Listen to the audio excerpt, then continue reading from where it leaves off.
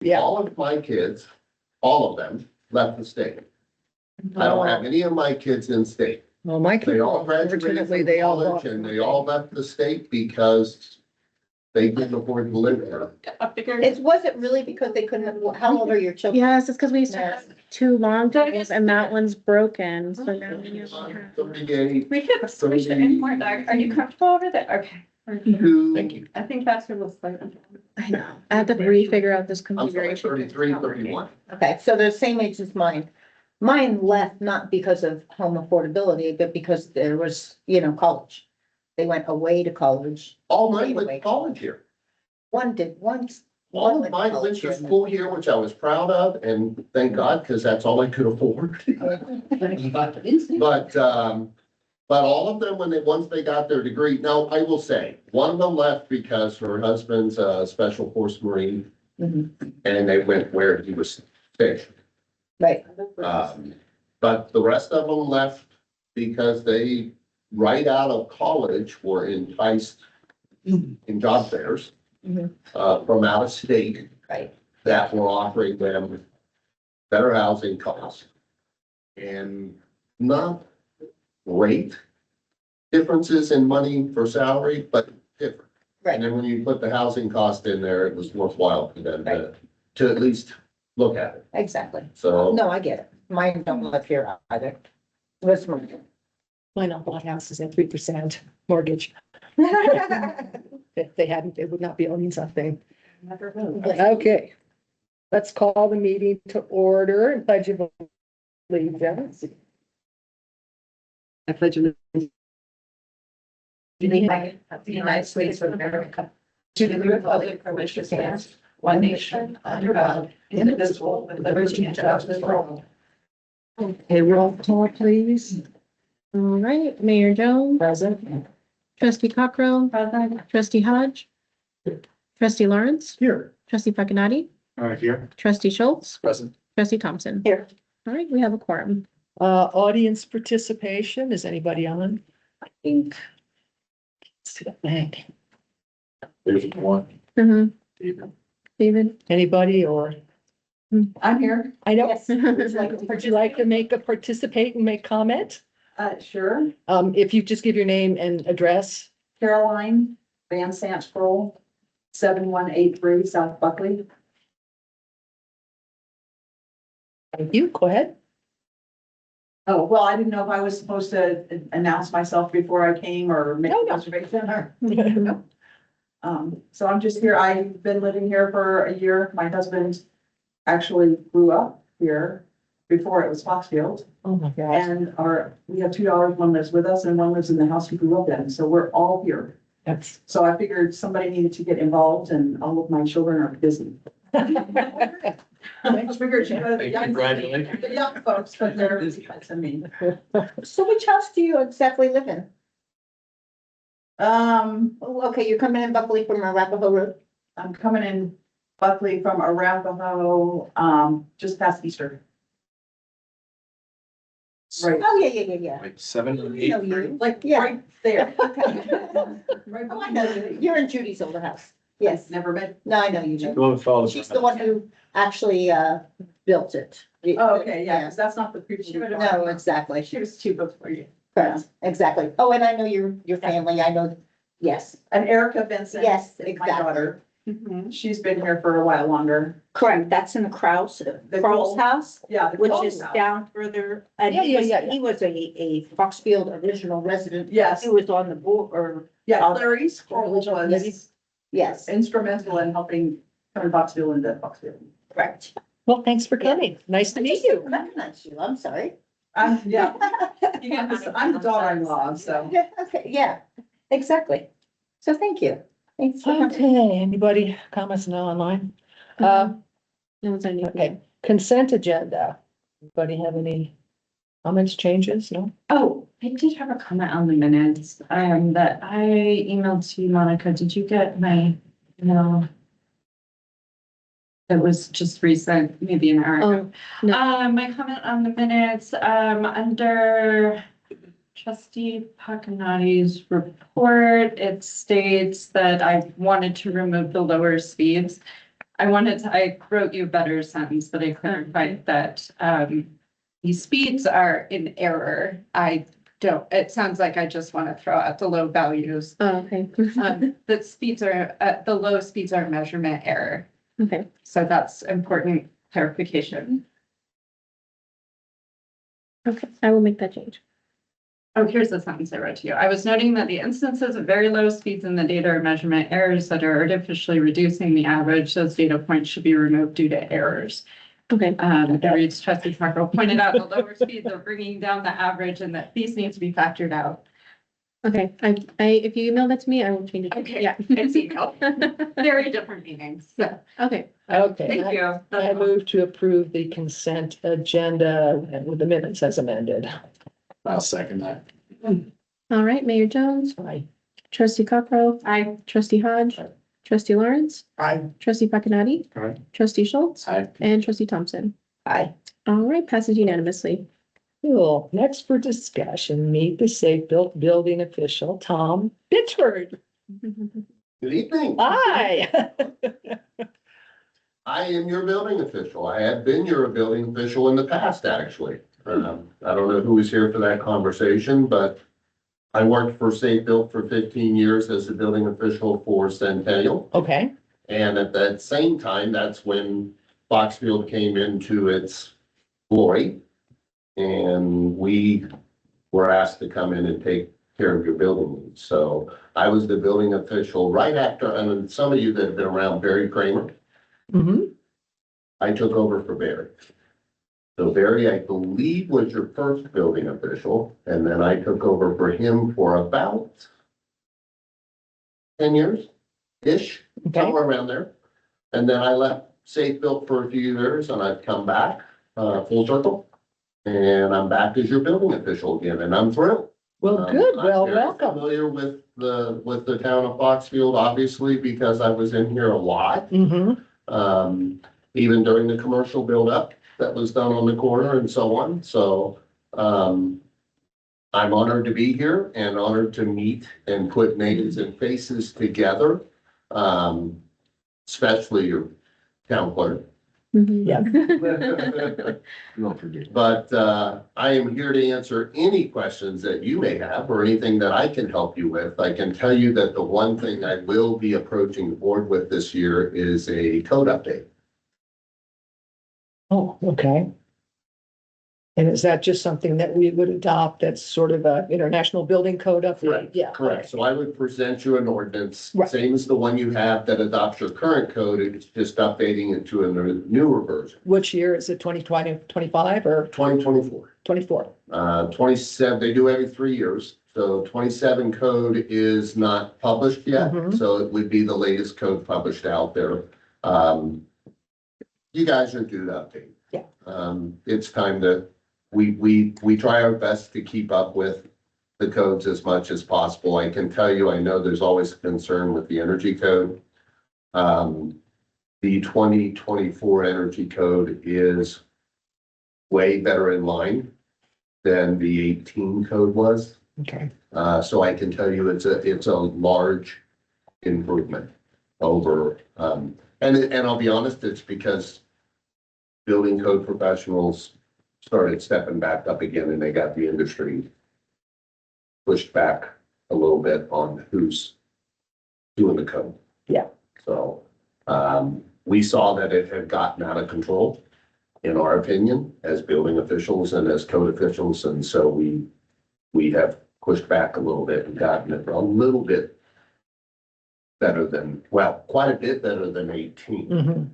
Mhm. 18 went a little over the top in A my, little onerous for people building. it was getting very Yeah. erroneous to be able to build anything and recoup that cost. Yeah. Yeah. There's a cost to building without a doubt.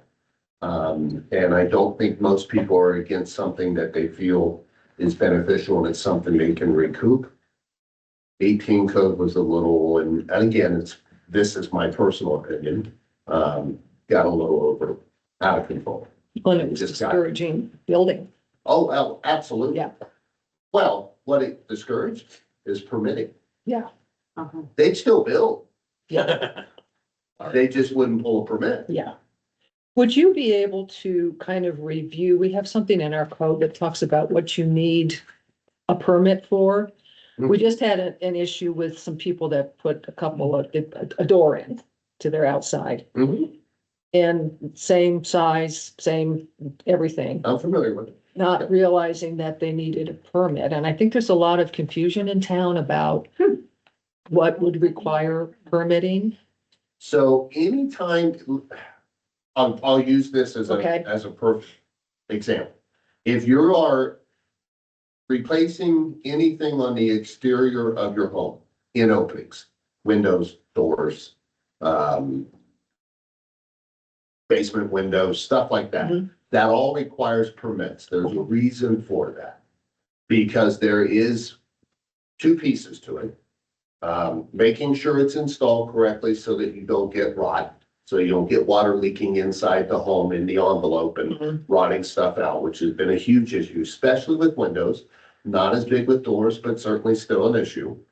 And there are energy code requirements for both of those items, doors and windows, that have to meet a specific energy code requirement. In other words, be certain Right. level of energy efficiency for those items.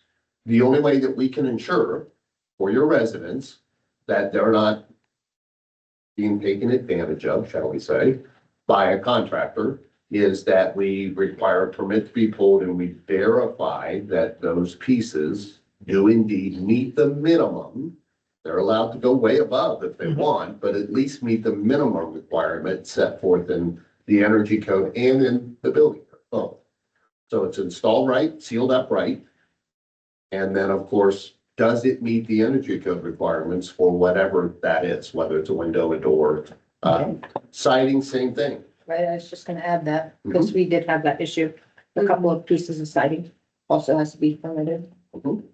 It's interesting, because So many times, siding, same issues. We can get into installation issues, not sealed up properly, allowing moisture inside the building envelope, which causes mold, right, rotting, on and on and on. And I'll be honest with you, we typically, not always, typically see more issues within window installs being incorrect than any other of the exterior items. okay, Just because, partially because there's a lot more of them, Mhm. but also because of the installers. Not being trained, Mhm. not having the knowledge to know what the requirements are in code. And then not following that code and installing them wrong, and the average homeowner looking at it goes, it works, well, it works wonderful. We love Is the contractor gonna come back and reinstall if you don't approve? it. No choice. Oh, You okay, have to come back and complete and make it code compliant, or we are not going to sign off. Mhm. Okay, Absolutely, as it should be. yeah, absolutely. Okay. Hence the reason why I normally hear the bad words. Best way to communicate with you is through our clerk? Absolutely. Okay. She has all my numbers. One. I will be happy to leave some business cards so that you guys, as the board, have them. Okay. You're more than welcome to contact me. It has both my work cell number and the office number both on them. Most questions can be answered through Barb, Mhm. which you have that number to get directly. Barb is my go-to. I would be lost without her. She is my permit tech admin. She can normally, quicker than I can, because I'm extremely busy most days. She can normally answer questions about permitting and that kind of stuff when it comes into a code issue. That she knows enough to answer if she can, or direct to me if she can. So. Do you guys inspect, we've had a couple issues in the past with setbacks. And by the time, I mean, the building's up, at what point do you check at We foundation? do or- check those, but that is our planning side of things. So we do your planning pieces also. That's not me. I Okay, don't check setbacks. I have a specific planning tech who does those setbacks, checks them during submittal. So we check when it's submitted to make sure Right. it's going to meet the setbacks. And then Depending on the situation and what it is, it may be myself or one of my team in the field, or it may be them. It's really dependent At what on, point in the construction is that done? normally right at roughs. So right after, we normally would like to check it during foundation. Yeah. Here's the problem with that. Most contractors, and we all allow it, most building departments do, allow them to use a third party, their own engineer, for instance, to check their foundation. Oh, yeah, The reason for that, to be honest with you, is convenience for the contractor because he has total control over, I want you here at 2:30 because I'm getting concrete here at 3:15. That's impossible for us. Right. I can't meet that kind of deadline. I'd never, especially in my office, we cover 7 jurisdictions. If everybody wanted a 3:15, we now have a problem. right. So we allow that. And like I said, I can tell you most jurisdictions that I know of, if not all, also allow that. So it's not something that's a particular problem just for us or for you. It's a problem that arises. That's where we start to get into the point that the foundation's in. By the time we get it checked back on setbacks. Yeah, and then there have been circumstances. Still responsible, by the way, for them to resolve that issue. No, I know, but it's very difficult to sell. Oh, absolutely, and costly. $250,000 Sure. building. Absolutely. Yeah. I think also what one of our issues is some of our smaller buildings, of course, are not permittable, do not need a Right. permit. Yep. So therefore, somebody will take a pre-built and plop it down there. And the code enforcement might not catch it Right. until how many years later, Sure. And it's always been that way. That's been there forever. correct. Yeah. And some of them have been there forever. But this- Before we changed the, Absolutely. Some of them, before that Yeah. was a code. right, exactly. And we realized that. Right. And so that's why code enforcement has to be so delicate. You know what I'm saying? Exactly. Do you share with code enforcement or they have access to new building permits? Correct. Okay. So they Code can be, so enforcement the actually- smaller, Your code enforcement officer answers to me. okay, Okay. so they should, the smaller ones don't require a permit. They People know put them on- what, if they don't know, I get a phone call. Right, Okay. Hey, Tom, I got a question. Was there a permit issued on this address? okay. I'll look it up in the system, which they can do also.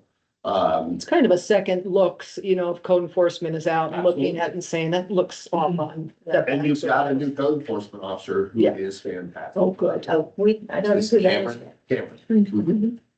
Very good. Yeah. Well, do you get enough information? Do you need anything from us or you think is there anything we can be When's the doing next better? Town barbecue. Am I invited? Yeah, of course. 4th of July. I actually, so it's funny, I live close by.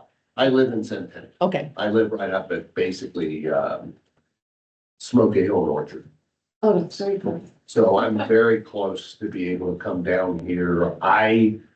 Don't tell anybody that. You'll have a 3:15 July. on your calendar.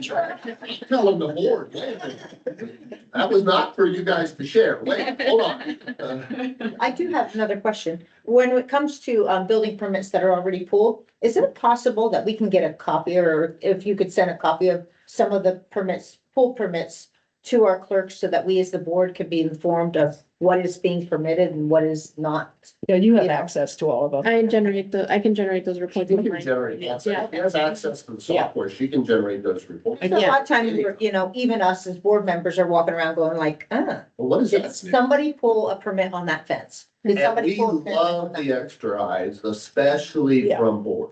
Well, it, I won't say that I always love it from your community. no, I members, know. but I do love it from the board. I will tell you that I'm not one of those persons that's kind of like oh my gosh, they did that. Yeah. But it's almost like, I want to stop it before it gets That's too far. exactly right. It's almost like you want to sit there and go on to the person's house and go, you know what, you're gonna need a permit for that arrest. You're gonna be really in trouble. They're not gonna like it. Yeah. Exactly. And we get that too. And trust me, as long as I've been doing this, you know, and I tell people this all the time. Do you really think there's any advantage for us to come in here after the fact and have to tell you you're gonna have to make these changes or there's Right. problems or, you know, it's like failing somebody on an inspection. I get contractors that go, you guys just wanna come out here and fail. Right. And I'm like, so let's think this through out loud. Just real quick. So I just failed you for looking at something that doesn't meet code minimum. I am going to have to come back out here again at absolutely no cost to you, Mr. Contractor, Mhm. but I have cost to come back out here and look at the thing again to verify that it's correct. Where do you think there's a reason or advantage for me to fail you? There is none. Other than the fact that my job,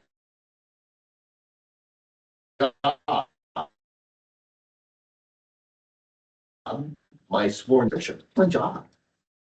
So all I'm doing is my job, just like you, Mr. Contractor, who's doing yours.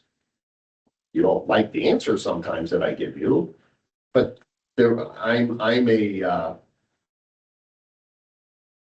necessity. Does your wife agree with that? Okay, there's a trick question and I'm not answering that. I have other males in the room. She's put up with me doing this and we've been married for going on 33 years. Great. So I was just, if she could put up with that, she does get irritated when we go out. Because I can't turn it off. She's going, we're here to eat. I'm like, yeah, but the exit door over there, they got the high chairs blocking the door. Those sprinkler heads aren't right over there. And she's going, really? Can we just have dinner? So it's hard to turn off, especially when that's what you've done most of your life. So. Well, thanks. You guys do a great job. I think one of the problems is Foxfield is some people move here and it says no HOA. And they think, oh, that means, That means I don't have to pull a permit. that's, yep. We get more calls about addresses here going, that's unincorporated Arapahoe County, right? Oh, And I'm like, no. interesting. So did you drive by the Foxfield signs when you drove in to People live. bid the work? Yeah. I mean, you're a contractor. You had to go in. There's gates. Right. Well, they think it's just another neighborhood. I know. Yeah. Actually, I have a question. In fact, it's very pertinent or cogent. I have actually 8 windows getting installed next week through Lowe's. And they did originally permit wise, they were going to open unincorporated Arapahoe. I said, no, it has to be through Foxfield.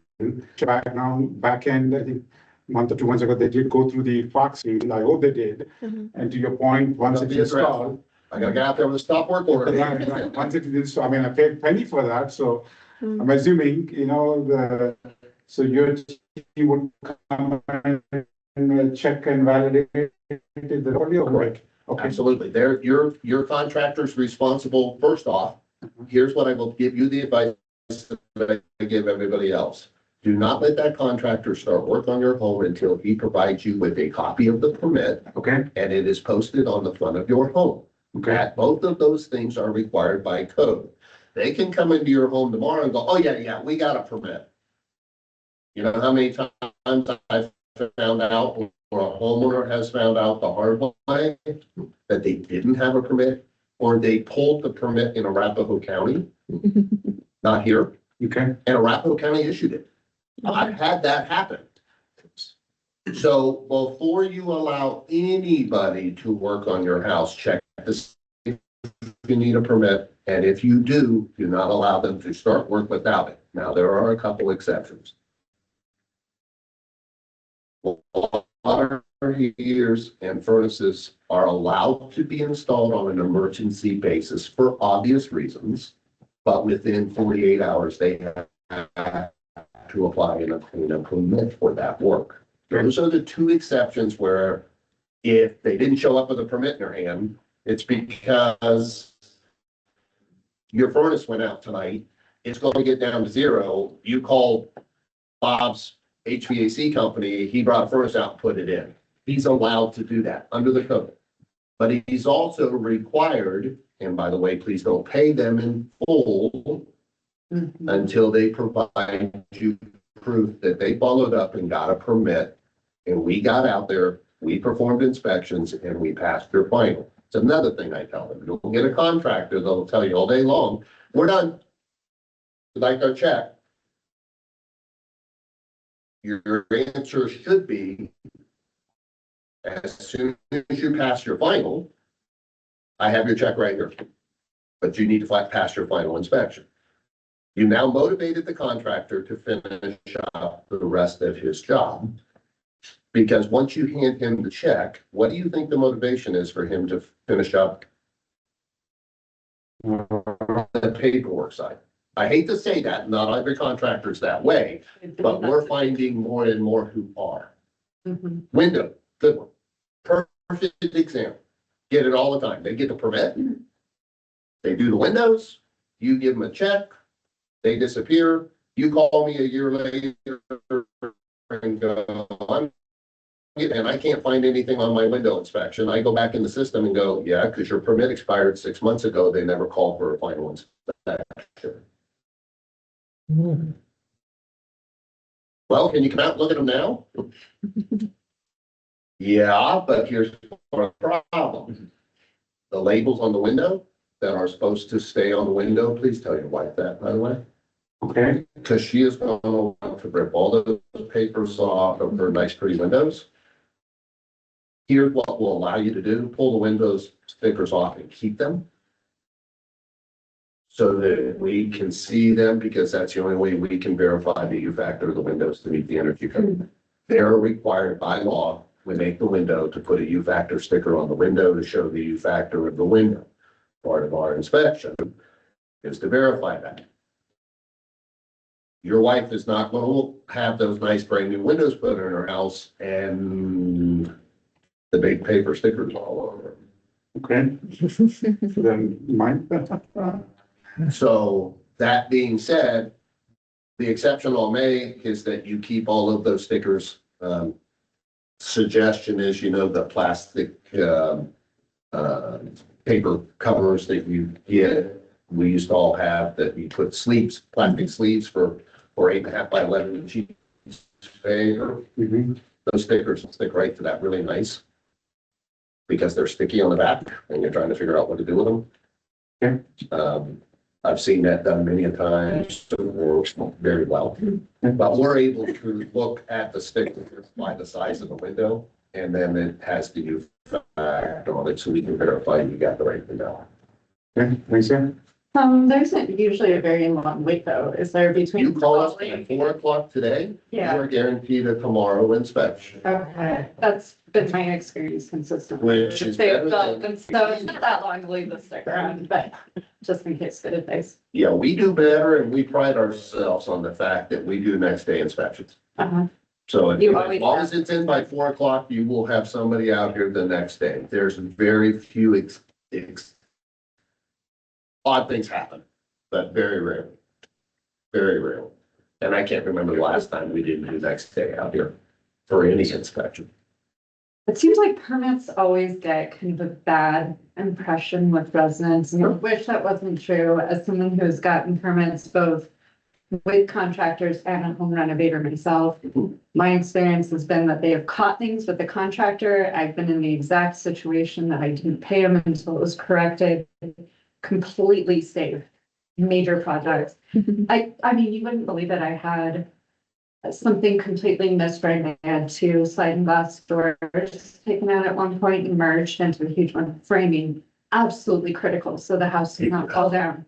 Screwed up the framing, and the contractor, or the inspector was the one who walked through, like, you will do it this way. Absolutely. So I was so grateful that I had pulled permits, right?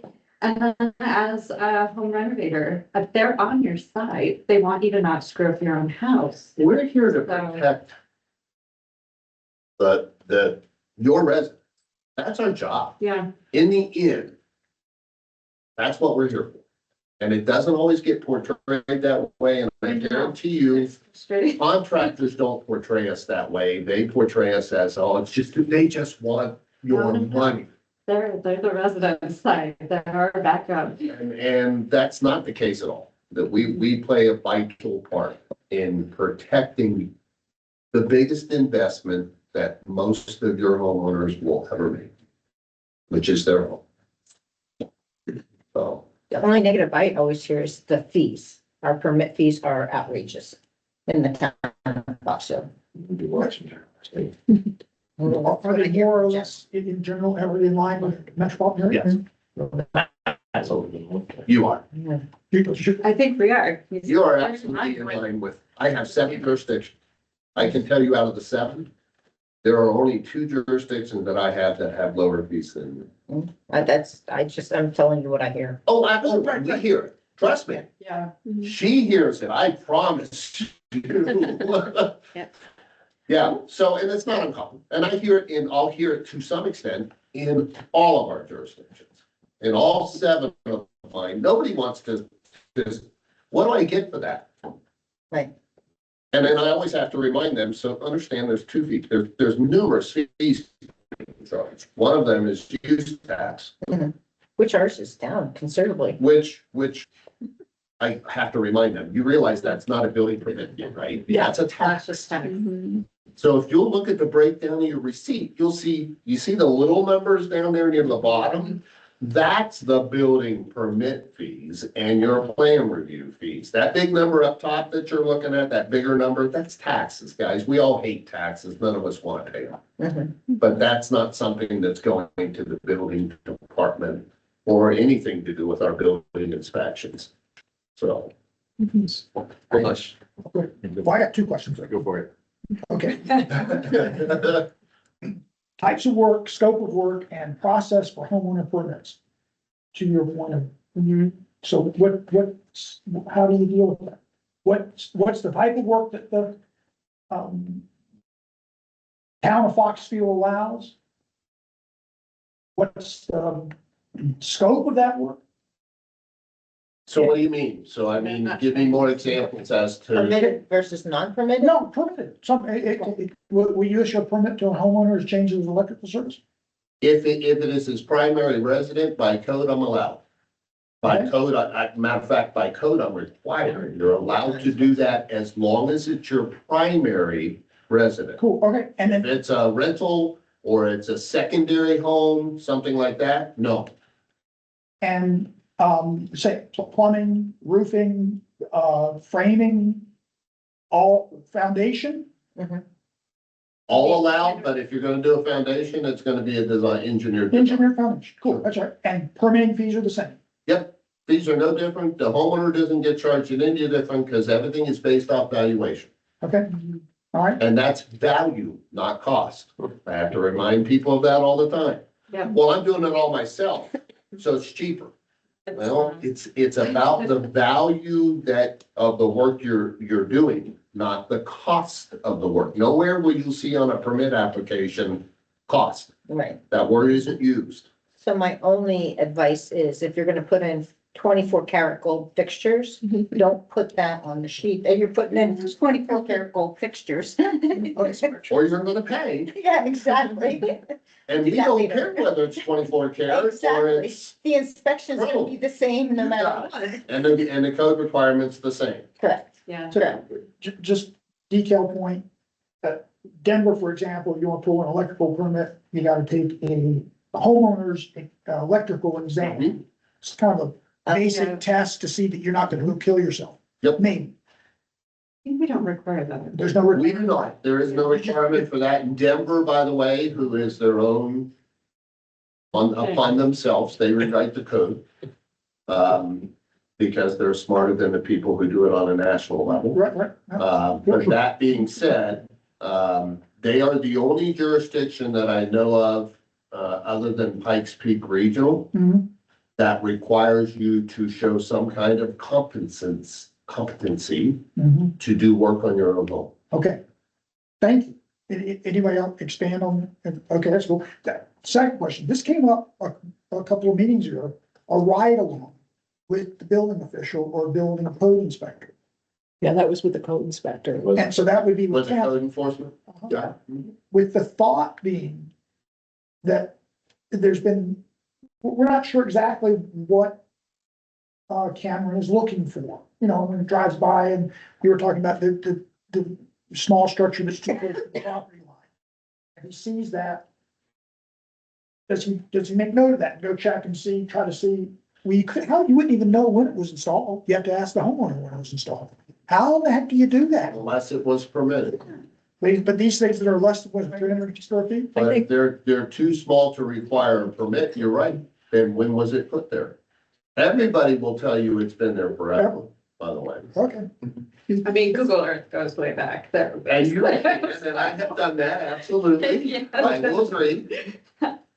She's Google giving out Earth. secrets. Google Earth. Oh, Google Earth. I can go back on Google Earth and I can go back. I've gone back as far as almost 20 years.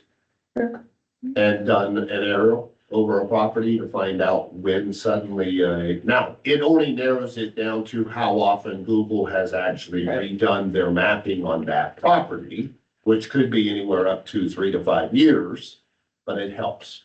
So if someone from the board wanted to ride with Cameron, what would be the process to make that happen?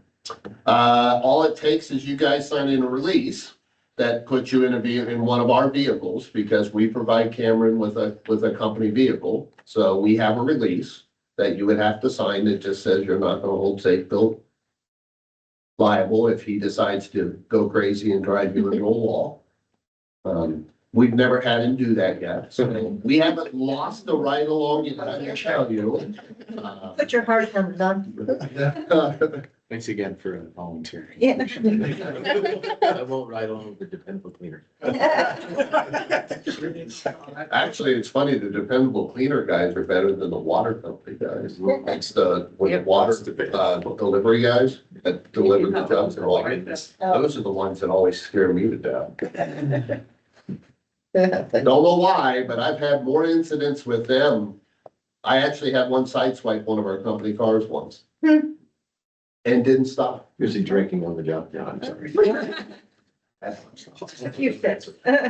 I know, just to kind of expand, and Frank, you already touched on kind of where I was headed with my conversation points, but I know that it seems like in the past, we've had kind of a normal schedule of when Cameron, in this case, would be coming out to visit properties. Is that going to continue? Is there like a couple of days a week or per month in which we would see the enforcement come out to actually? Correct. He is set up, I think, is it 2 days of, Every 2 weeks, every 2 weeks. right now, every 2 weeks? once every 2 weeks, yeah. Once every 2 weeks. Mhm. And it is the same day, once every 2 weeks. Okay. Now, he will throw a wrench in there sometimes on purpose. Just to make sure that everything he's seeing is what he's seeing, because your homeowners pay attention. Yes, they do. That was a question that we've asked in the past. There's a couple very obvious violations, but they know that he came on Fridays. So So then, we'll throw a wrench every now and then. That's good. I'll tell Cameron, hey, you know what?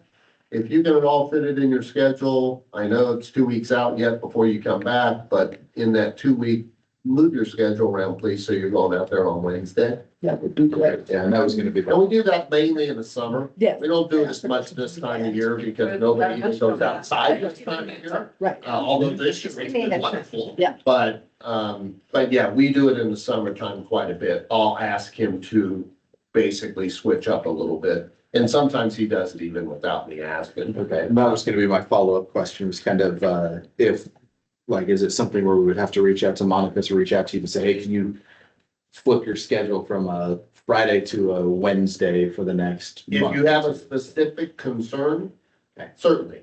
Okay. It's normally done case by case and temporarily because he does do code enforcement in other jurisdictions. And some of those, I'll be honest with you, get really upset if he doesn't show up on the day he's supposed to be there. So we have to work that in too. So, but if you have a specific concern, absolutely, I'll work my darndest to work it in to get him here in a specific day if you think that would help you with an issue. Appreciate that. So we're always here to help, guys. truly are, to the extent we can. So, Great. Any other questions, comments? Well, thank you so much. Thank you. Very nice meeting you. I apologize for the voice. I'm fighting the upper Uh-oh. respiratory. That's why I'm staying over here. I saw that look. I'm staying back here on purpose. I will throw my business cards your direction. No, my wife's had something for 10 days. Yeah, it's nasty. I thought I had skipped it and I woke up this morning and it was corrected. So, so I'm a little under the weather, but it has been a pleasure to meet you all finally. And again, it lets me put names and faces together.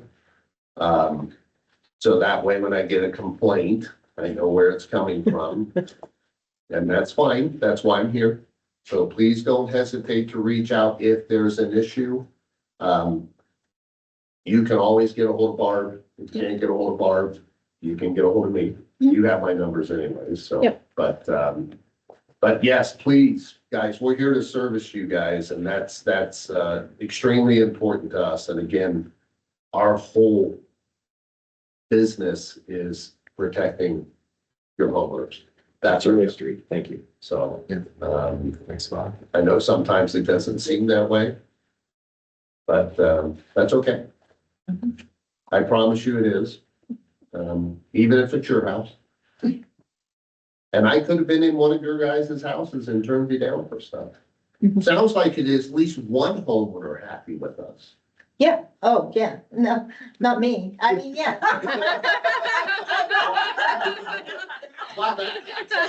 Actually, I haven't been to my house in the last, I think you were there in. Wow, oh no, not me. Not yet. But you were Not the me, I'm inspector. No, Stacy, Stacy commented of how pleased she was with Yeah. the responsiveness and, you know, That's always good to hear. It truly is, because we Very. normally, as you know, but if yeah. any of you are in the service industry in any hand, you know that it's, even as a board member. Right. You don't hear the good. No, and you know which The was, people who want to, that people are the first ones to jump up and complain, and the last ones to say, hey, thank you. right. So, Yeah, we just had a gas line put in not long ago, last year, I think. And you guys were absolutely Did we fine. fail it? Pardon me? Did we fail No, you passed this. Yeah, absolutely. it? Yeah, it was. I remember your house. Oh, do you really? I do. Were you there? I wasn't there when you inspected. I'm Oh. sorry. That's why I passed. Okay. Oh, and it didn't have to look pretty? We made it look pretty anyway. He came back and fixed it Oh, and made good. it look pretty. Yeah, we don't, there's nothing in our code about, so that's another misunderstanding, is that we do pretty. Right. And we don't, there's nothing in our code that says it has to look pretty. I see more things that I have to pass because they meet code Right, that I would never allow in my house, right, but it met the code minimum. right. And Yeah. so when, after you said that to my husband, he said, you know what? We're fixing this and it's gonna look pretty. So you fixed it and it's all looking pretty. That's why I do my own. So you're happy, but your husband's not. No. Exactly. This was a gas line, Pam, that you Yeah. made look pretty? No, for some reason, the guy exposed it all the way across the bottom of the basement wall. Oh. And he didn't put it up in the rafters because it would have been a little bit, I don't even know why, yeah. He just, Because it's yeah, one more more work. stuff, right? So then basically, and it It's a lot didn't, more work if I have to drill some holes and actually put it up where it's hidden and up in the floor assembly than it is run along the bottom. And the problem is the code allows either. right, Good example of what looks good right, and what meets code.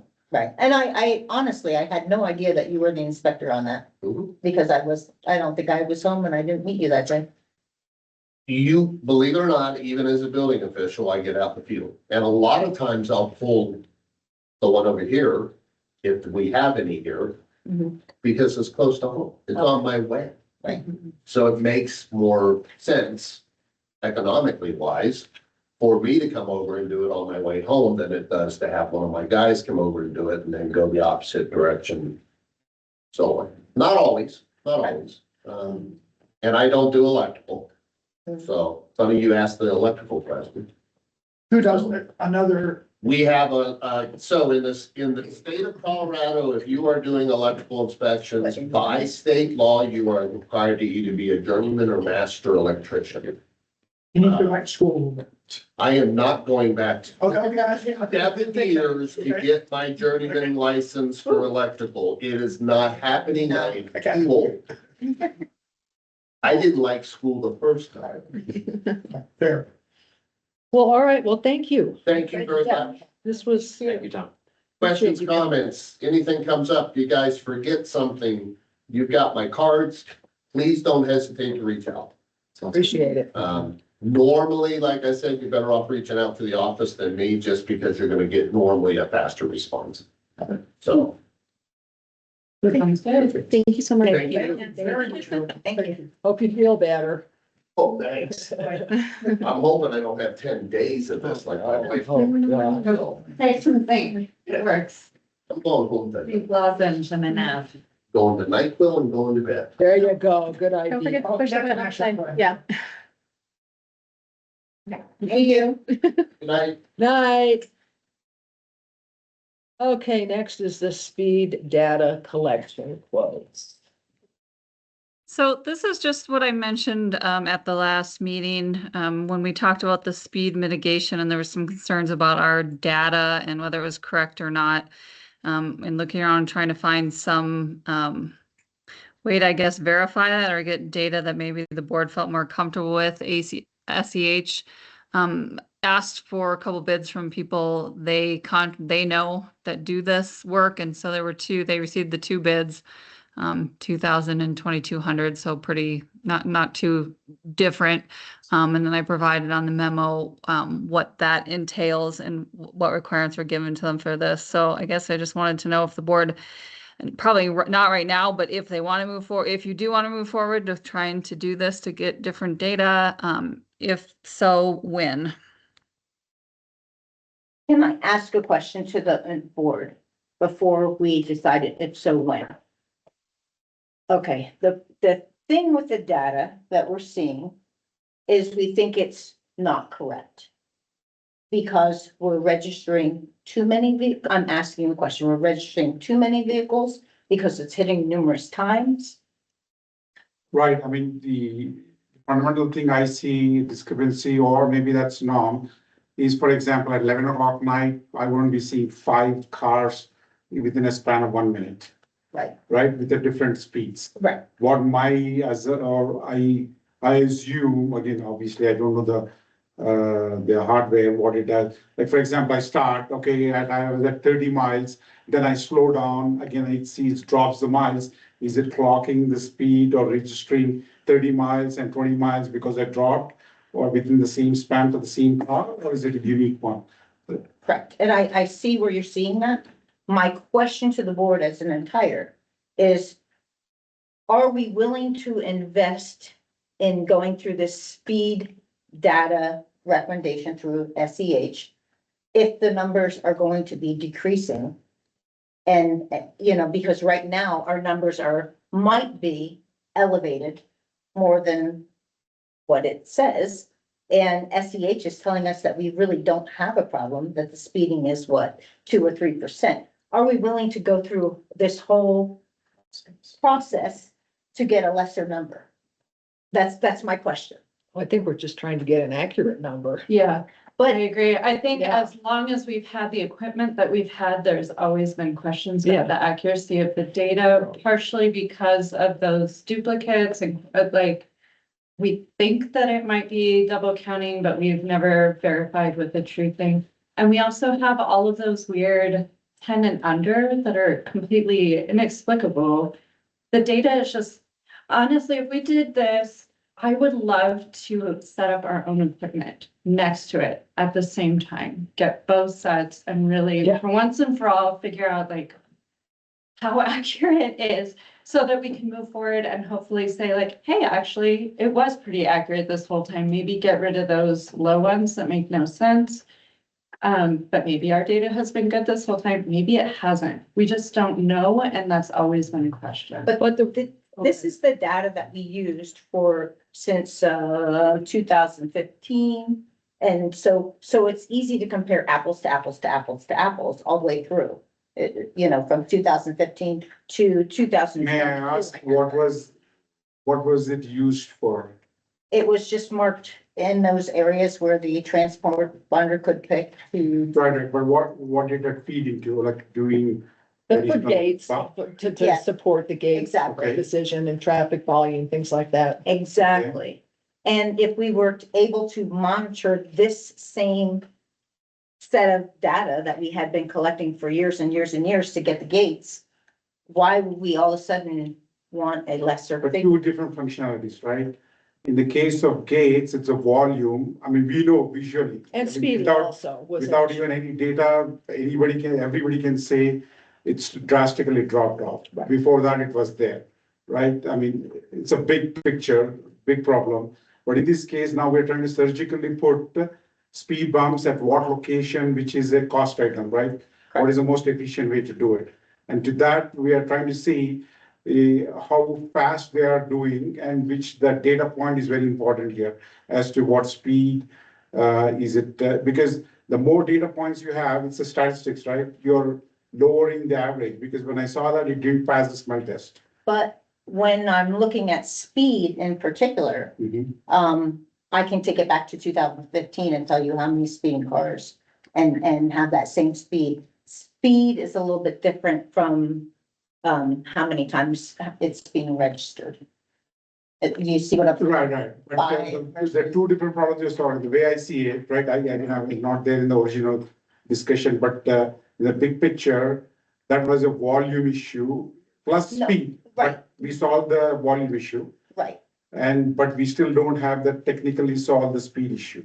but Well, I could tell you the speed limits from 2015 all the way up to 2022 and how many vehicles were going over 40 miles per hour. But that was, at time. part of that was before we had the gates. So you had all that cut through traffic. Correct, but the gates were installed in 2000, whatever, 2 years, 2020, Was it 19? 90th. That's when I moved in, they were up. September. How time flies. So I have 2 years of it with, Well, can I, but so Oh, go ahead. you see what I'm saying is I just, do, but we understood there was volume, which was the big reason for the gates. I think we all can agree that there's a speeding issue regardless of what SE. So why are we spending more money? If we think there's a speeding issue, put this money toward the speed humps. correct, that's what I'm getting at.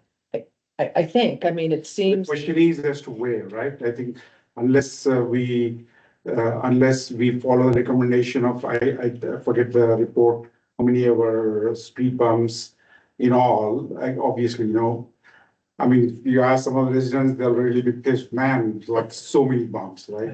it's too bad. Again, right. I'm a resident, when I drive like, But don't you think an engineer, given point A to point B, here's a dip, which some people speed through, some do slow down, here's 2 stop signs. but that is based on the data that he collected, right? If I understood right, they analyzed the data, they said, okay, this is what the speeding is, and this is where we want to put it.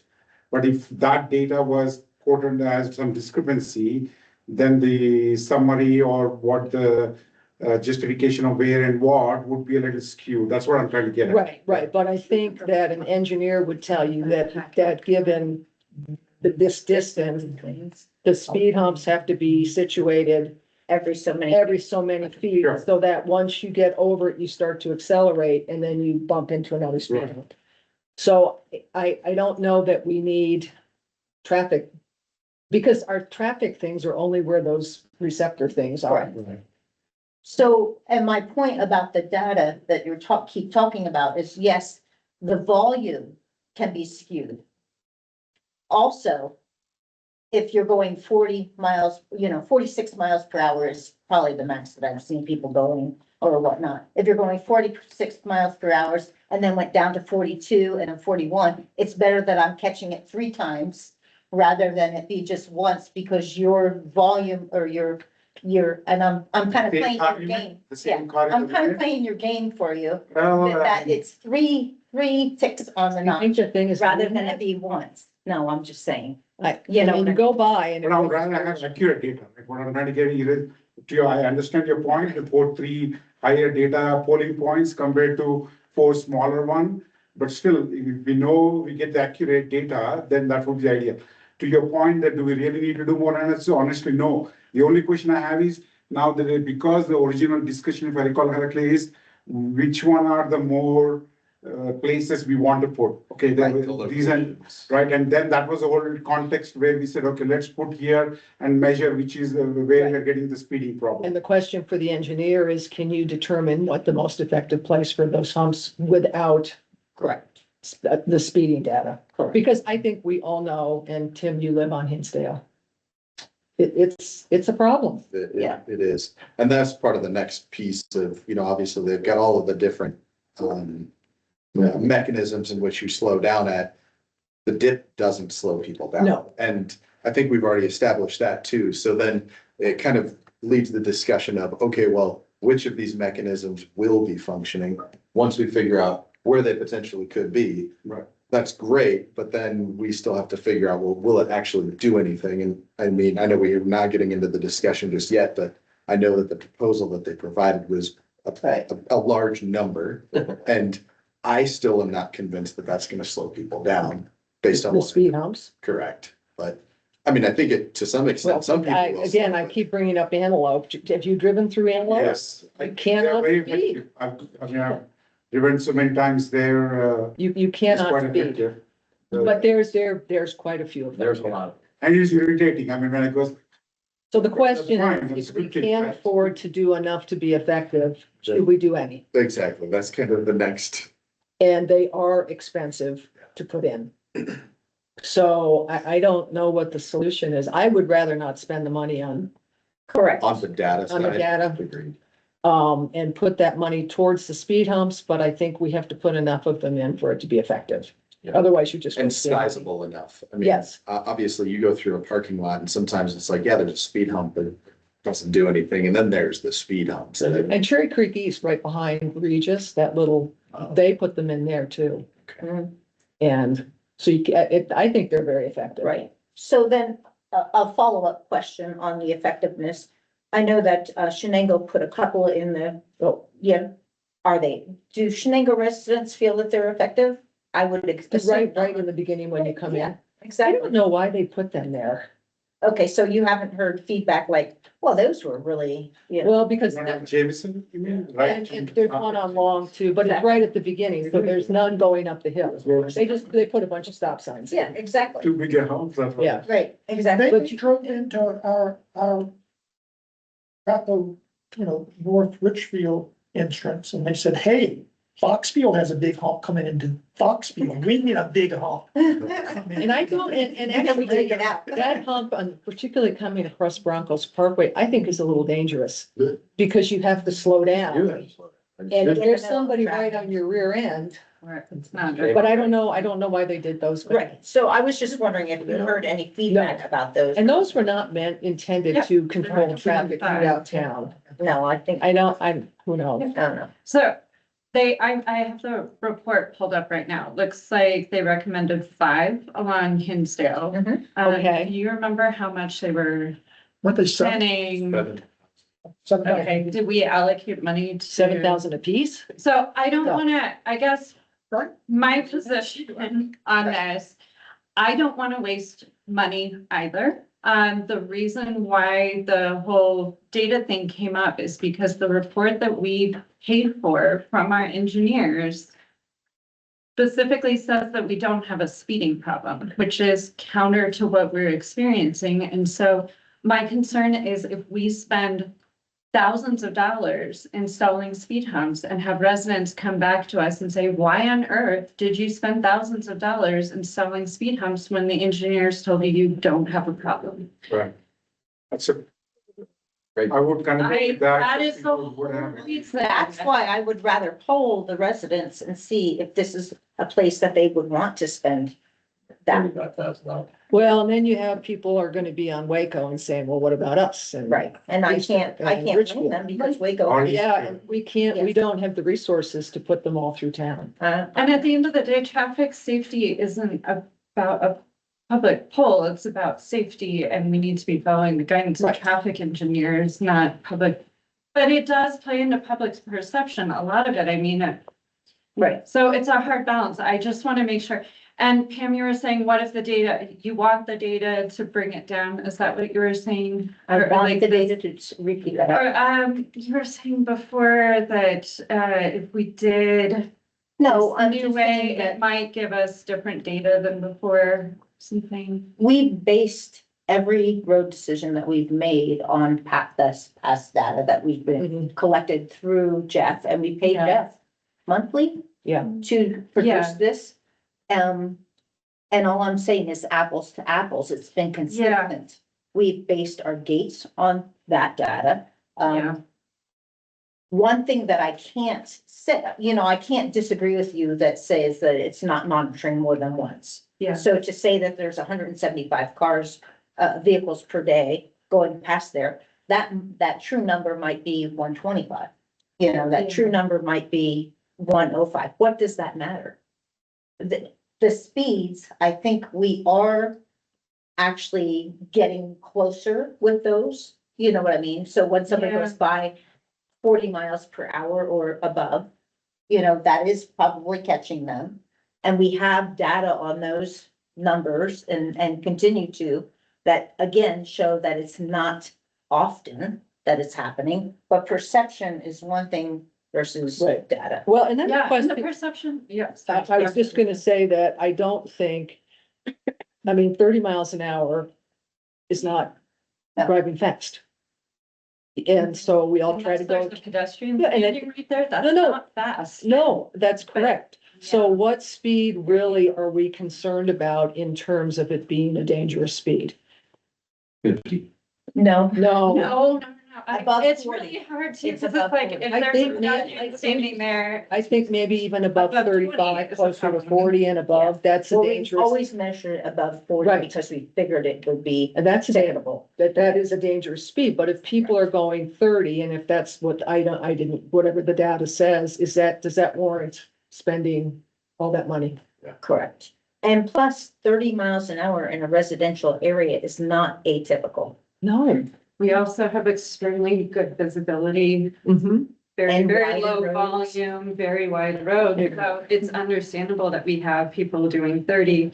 And it's hard to say, if there was a pedestrian standing right there, 30 is not appropriate, but And No. most people Yeah. slow down when they most see. people do, right? Like. You see somebody Very walking good a about dog slowing and. Going real wide. No, just yesterday. My It experience, did not happen to me. my experience, No, No, I I agree. Just with walk that. down Hinsdale. I actually raise, I don't show the finger, but I kind of show the fist. So you're seeing people Yeah. just. Yeah, I mean, like, dude, people or kids are walking and just zoom by, it's like, I just raised my hand, not the finger, but I said, you know what, at least. And so what road are you walking? along? Eastern road, and then these, There's something else you. the slope and then the Hillsdale. So I do the big loop, is it 2 mile or 4 mile, what are the? Yampa. So, yeah, Hinsdale. yeah, exactly. So because a lot from Chaparral, people going in and out of Chaparral, and then because Easter is all the way again from Chaparral to, they have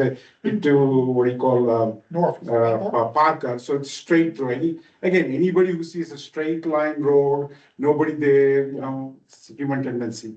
Yeah. So, We also got a comment from someone online. It said, FYI, we routinely see cars flying through the dip on Ridgefield near Quintero. Bingo. Oh, yeah. The faster you go on the dips, the less effective they are. It's very See it all day. frustrating. It's, From my front window. I don't know, I feel like I personally perceive an issue on Hinsdale. I'm in no way opposed to a traffic calming, nor do I think they're not needed. I just am concerned that we don't have the data to back it up and that it's a large investment. So if we get the data back and it says that there's 3% of the cars going over 40%.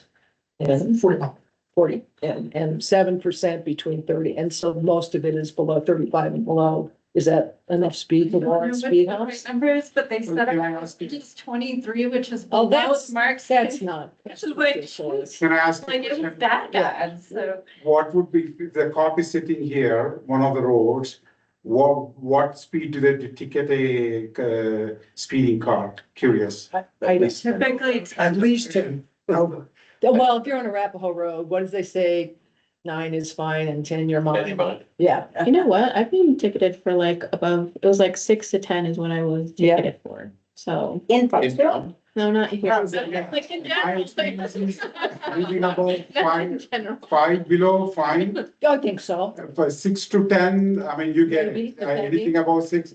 It's like, again, depending on the mood of the officer or whatever, but usually +5, experience was that. So especially in the residential where we don't have sidewalks and people are walking, I would think, walking on the road with the 30 plus, Right. pretty. I agree. I'm not disagreeing with you at all. Mhm. I'm just trying to say that the data just doesn't support what you really want to be doing. And our law enforcement doesn't support that either, because how many tickets, honestly, are written in Foxfield? They're never for really- speeding? They're never in here. It's always for going through a stop sign. Yeah. I've seen them for going through a stop sign, but never really for speeding. Unless you can, I did nail this kid. Don't tell. We're recording right now. But no, if you know somebody's pattern and they're constantly violating the stop signs and the speed, you can actually call the officer and say, I need to see you at a certain place at 6:37 AM. And you will, And somebody You'll came? get some. yeah, Wow, I bought him donuts. that's good to know, because there are some chronic Yeah. habitual.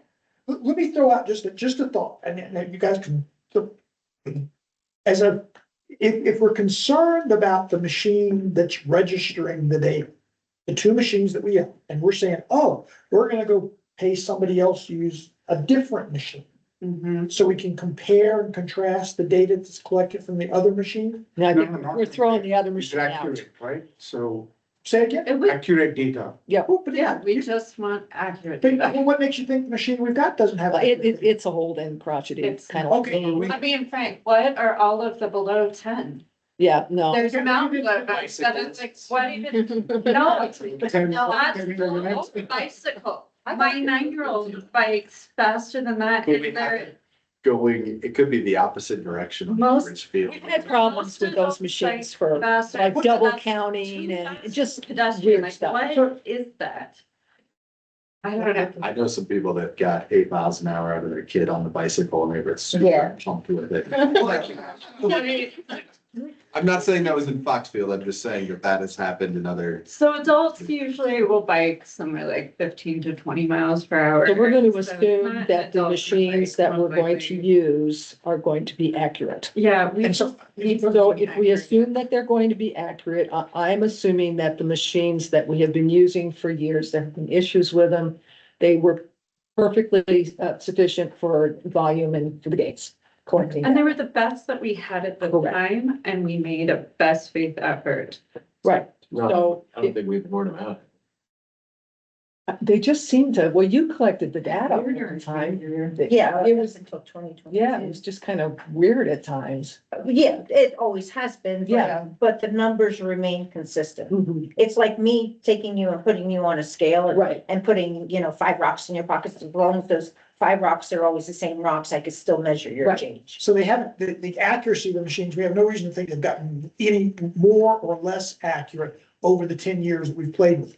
Correct. Okay, It's tricky though, from like a data perspective, if you have multiples that are being counted, yes, it throws off your volume, but then you're also pulling those into an average. And so you either have to artificially go in and use your best judgment to pull out what you think is a duplicate, hoping it's not gonna skew your average, or you potentially have, do you see what I mean? Like, it skews everything. if the but- 10-mile-an-hour speeds are bicyclists, then it makes the average, the overall average in town to be low. So Yeah, the idea that I'm trying to throw out is rather than spend $2,000 on a outside contractor to do it, what about the idea of buying 2 new? I would agree with that. I Push mean, there, for even after we put in the speed bumps, we will still have a valid data to say, you know what, before we had this, now it dropped off, or is it effective or not effective? Those solar ones. That's what I'm saying. Yeah. That my husband's all, every meeting, you get those solar, you Yeah, know, and and then they, you go to and Wi-Fi or whatever, that would download. maybe, and they're not inexpensive. I think, Karen, we looked at the That's the pricing. problem, those are very No, expensive. But you could get a couple of those, and if you can move them like you can move our current, then we own them. They're new, and we know the information is accurate. Correct. And we have to remember that we are actually paying someone to do this every, I don't know how often, Right. you know, reroad pod. But if And they're- I think if they're the solar- flashing ones maybe do, people see them, and maybe they do slow down. I don't know. I guess I'm wondering too, in our long-term goals, is Foxfield going to be running an indefinite traffic study on ourselves? Or is the goal here to take some quick data, fix the problem, check and move on? The problem is that we have a lot of area to cover. We It's do have going a to lot of be a area. lot of money. I mean, if we had unlimited resources, yeah, you just do it everywhere, but, Yeah. and how do you justify to residents which street is the priority? That's a problem. It has to be a multi-year, that's what I'm Yeah. saying, once we own the equipment, okay, budget is XYZ, maybe these two main roads, next year, the next one, or something like that, that way, at least, we can assure the resident. hey, Well, and the other important thing, and I guess the reason to have accurate information is then after the speed humps are put in, you have something to compare it to. Exactly. So, So what are we paying the person who is charging batteries up and moving things around? Some of that would go away if we had solar powered units, new solar powered units. correct. He pulls all the data though. Yeah. Okay, there's more. Yeah. Yeah, I don't. And I don't know how those new units work if they use. They do have a Wi-Fi connection to them. And one of them, way back when, Debbie and I both contacted the same person to ask them about a price on it. It was, $3,000 for one of those. It was a Road Pod VT 59 plus RC, and it had some software to go with it. What year was that? And that was 2022. Well, I think, hey, Karen, do you remember? Because we looked into those. Yeah, I just pulled up one of Yeah. the estimates I had gotten. It was approximately 38 so almost $4,000, 3,800 For one. for one. Yeah, that's expensive. Might be a little bit more. Yeah. Yeah. Well, I'm just looking, here's Yeah. just one of many on Amazon for $23.99. Yeah, I'm sure we can shop around and, Well, yeah. But we're You're not looking gonna for buy- accuracy, not bottom dollar though. you know, I know. Yeah, that's the whole point is. Well, and if those aren't movable, the one we have right now, because we have the Odds. pods where he can Benefit. move those around, so. I would be Yeah, interested I've seen what they're these new actually. ones on the Yes. stop signs, or it's already fixed to the pole itself. Small one Yes. and very, you don't need this huge. No, it's on a pole and it's. Yeah, small it's just, and it just like flashes. stop sign, the size of a Yeah, stop and they're sign. solar and they Yeah. would record the data. Yeah, Well, back to the point, way back when, we did have Arapahoe County Sheriff's Department come out with their stealth reader and put it on Castilla because we were having an issue on Castilla with church traffic going by. So we had our numbers compared to the stealth reader that Arapahoe County Sheriff's Department, And and it was very comparable. I mean, it was, you know, we said, I'm making up numbers, let me make up a little bit more realistic number. I don't have anything on Costia. But it was like, let's pretend there was 138 vehicles per day, and it was 128 is what they came up with. It was like a 10. So let me ask you, and I didn't look at the data, so Correct. the data that SEH looked at, and there were cars under 10 miles an hour, how many cars were 40 and over? I think like 3% or something So like very that. low. Doesn't that sound like? now the problem again, the percentage math, right? If in a single minute, if I'm polling five intervals of value, right? One at a peak of 40 miles, the rest of the 3 are at 20:10 within the same minute at 11 o'clock in the night, But the- which So now my They're not average cars is, At 11 o'clock, that that's what I'm doesn't, saying, when yeah. I look at the data and the time, like, That's it wrong. doesn't look right, right? Yeah, So, So isn't there a $1,000 option where we just do Hinsdale and 2 locations for 1 week? Would that make sense to just effectively calibrate our machine? Yeah. And then we can do one-to-one comparison with our own machine. Yeah. Our own stuff before we completely throw it out the door and replace it, because it sounds like it's not awful, but we maybe need to, being able to like one-to-one compare and say, oh, ours caught it twice, there was actually only one, or maybe there were actually two. And maybe the under 10 don't show up at all, or maybe they can get. I think some that's a good insight there. idea, just do Just do the Hinsdale. cheapest option, verify our data, and hopefully, like Pam said, it's actually pretty close and we can just move on And if and know what's. And I think maybe if ours is picking up bike traffic, I can't We imagine. have so many pedestrians in Foxfield. So when you asked what the threshold would be for me in my mind about what, like, I don't know, because we do have way more pedestrians than most communities do, notably. So it's hard to put a number. Yeah. Well, are we all agreed? We'll do the cheapest unit just on Hinsdale. and Easter. No, I think we're just on calibrating, we're Hinsdale. not. Yes, we're calibrating. Do you want Easter instead? I feel like Hinsdale's been talked about for years, but if you feel For- particularly one way or the Just other. let me read off you the speeds from 2014 to 2022 that we registered on Hinsdale, and this is kind of comparable. Okay, this is cars that are over 40 miles per hour, 2014, 8. I'm just going to go in order. I'm not gonna, 2015, 15 For the year? for the year, well, not for the year, for One period of Oh, time. okay. Yeah. 17, 16, 18, 26, 22, 18. And what was that 12. period? And that period is usually, 24 hours or? like 12 to 13 days, Oh, okay. you know, for about 2 weeks. Okay. And then on eastbound Hinsdale, 6, 9, 7, 8, 9, 9, 12, 14, 13, 0. So like one a day if it's 2 weeks. So, and then for Easter, I'm just putting this out for you. Same years, 2014 to 2019, or Yeah. 2022. We missed what you're reading off. We just wanted clarification. These are cars that are going over 40 miles per hour. Thank you. 2014, 4, 5, 8, 7, 4, 13, 1, 3.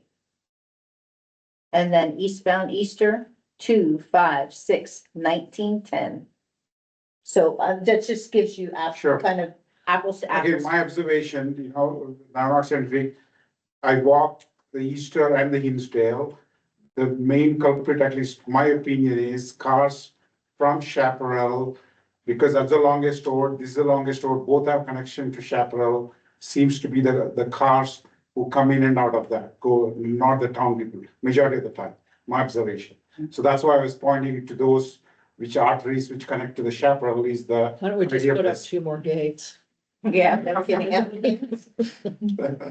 Can we set up permanent kind of tickets? Waco. 6, 5, 3, 2, 9, 12, and then data has not been collected in 21 and 22. So I mean, Waco's not far off from Easter. It's a shorter one though. All right, And so then let's I'll make a tell you the decision. other What are we one. gonna do here? Is Yampa. Hinsdale for 1 week. 'cause- Hinsdale 1 week, Yeah. the cheaper version. With our machine sitting right next to it. Correct, or however you guys want to look at, and then we will compare What you- and see. I can. When do you And think then- is a good time to do this? Do you want this now in the winter? Do you want to wait? When do you want this there? Not winter yet. Our weird summer, winter, I don't Yeah, know. well, you don't want to get a snowstorm right when they put the thing. Let's wait till April, May, something like that. Yeah, I think March is usually our snow. Yeah, No, it's not. Yeah. Who knows? and then that way at least we will have accurate information to base a decision. Before the school year lets out, would be good because that augments the traffic patterns. We can't make speed humps until it warms up anyway, Yeah. so it's fine. Okay. Any more comments? Oh, next is the recommendations for the East Davies and Salida. Now, I'm sorry, I have driven that like 6 times looking for the curve and I haven't found it yet. Now, and I don't want to discount this woman's. No, concern, I hear you. But there are way more dangerous curves in town than that. I would agree completely. I I don't, mean, literally, the One one of Danny's Danny's Day Yeah. is a 90-degree corner, it and is, there's not even the yellow right, arrow signs. right.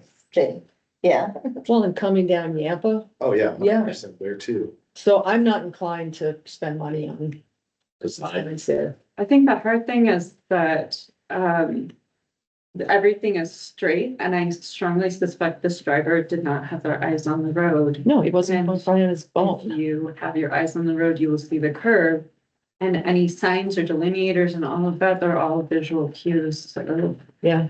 And we did put a sign up on Davies that said no through, or no, whatever it says, not a through street. Yeah, Sedalia. no, it's on Davies.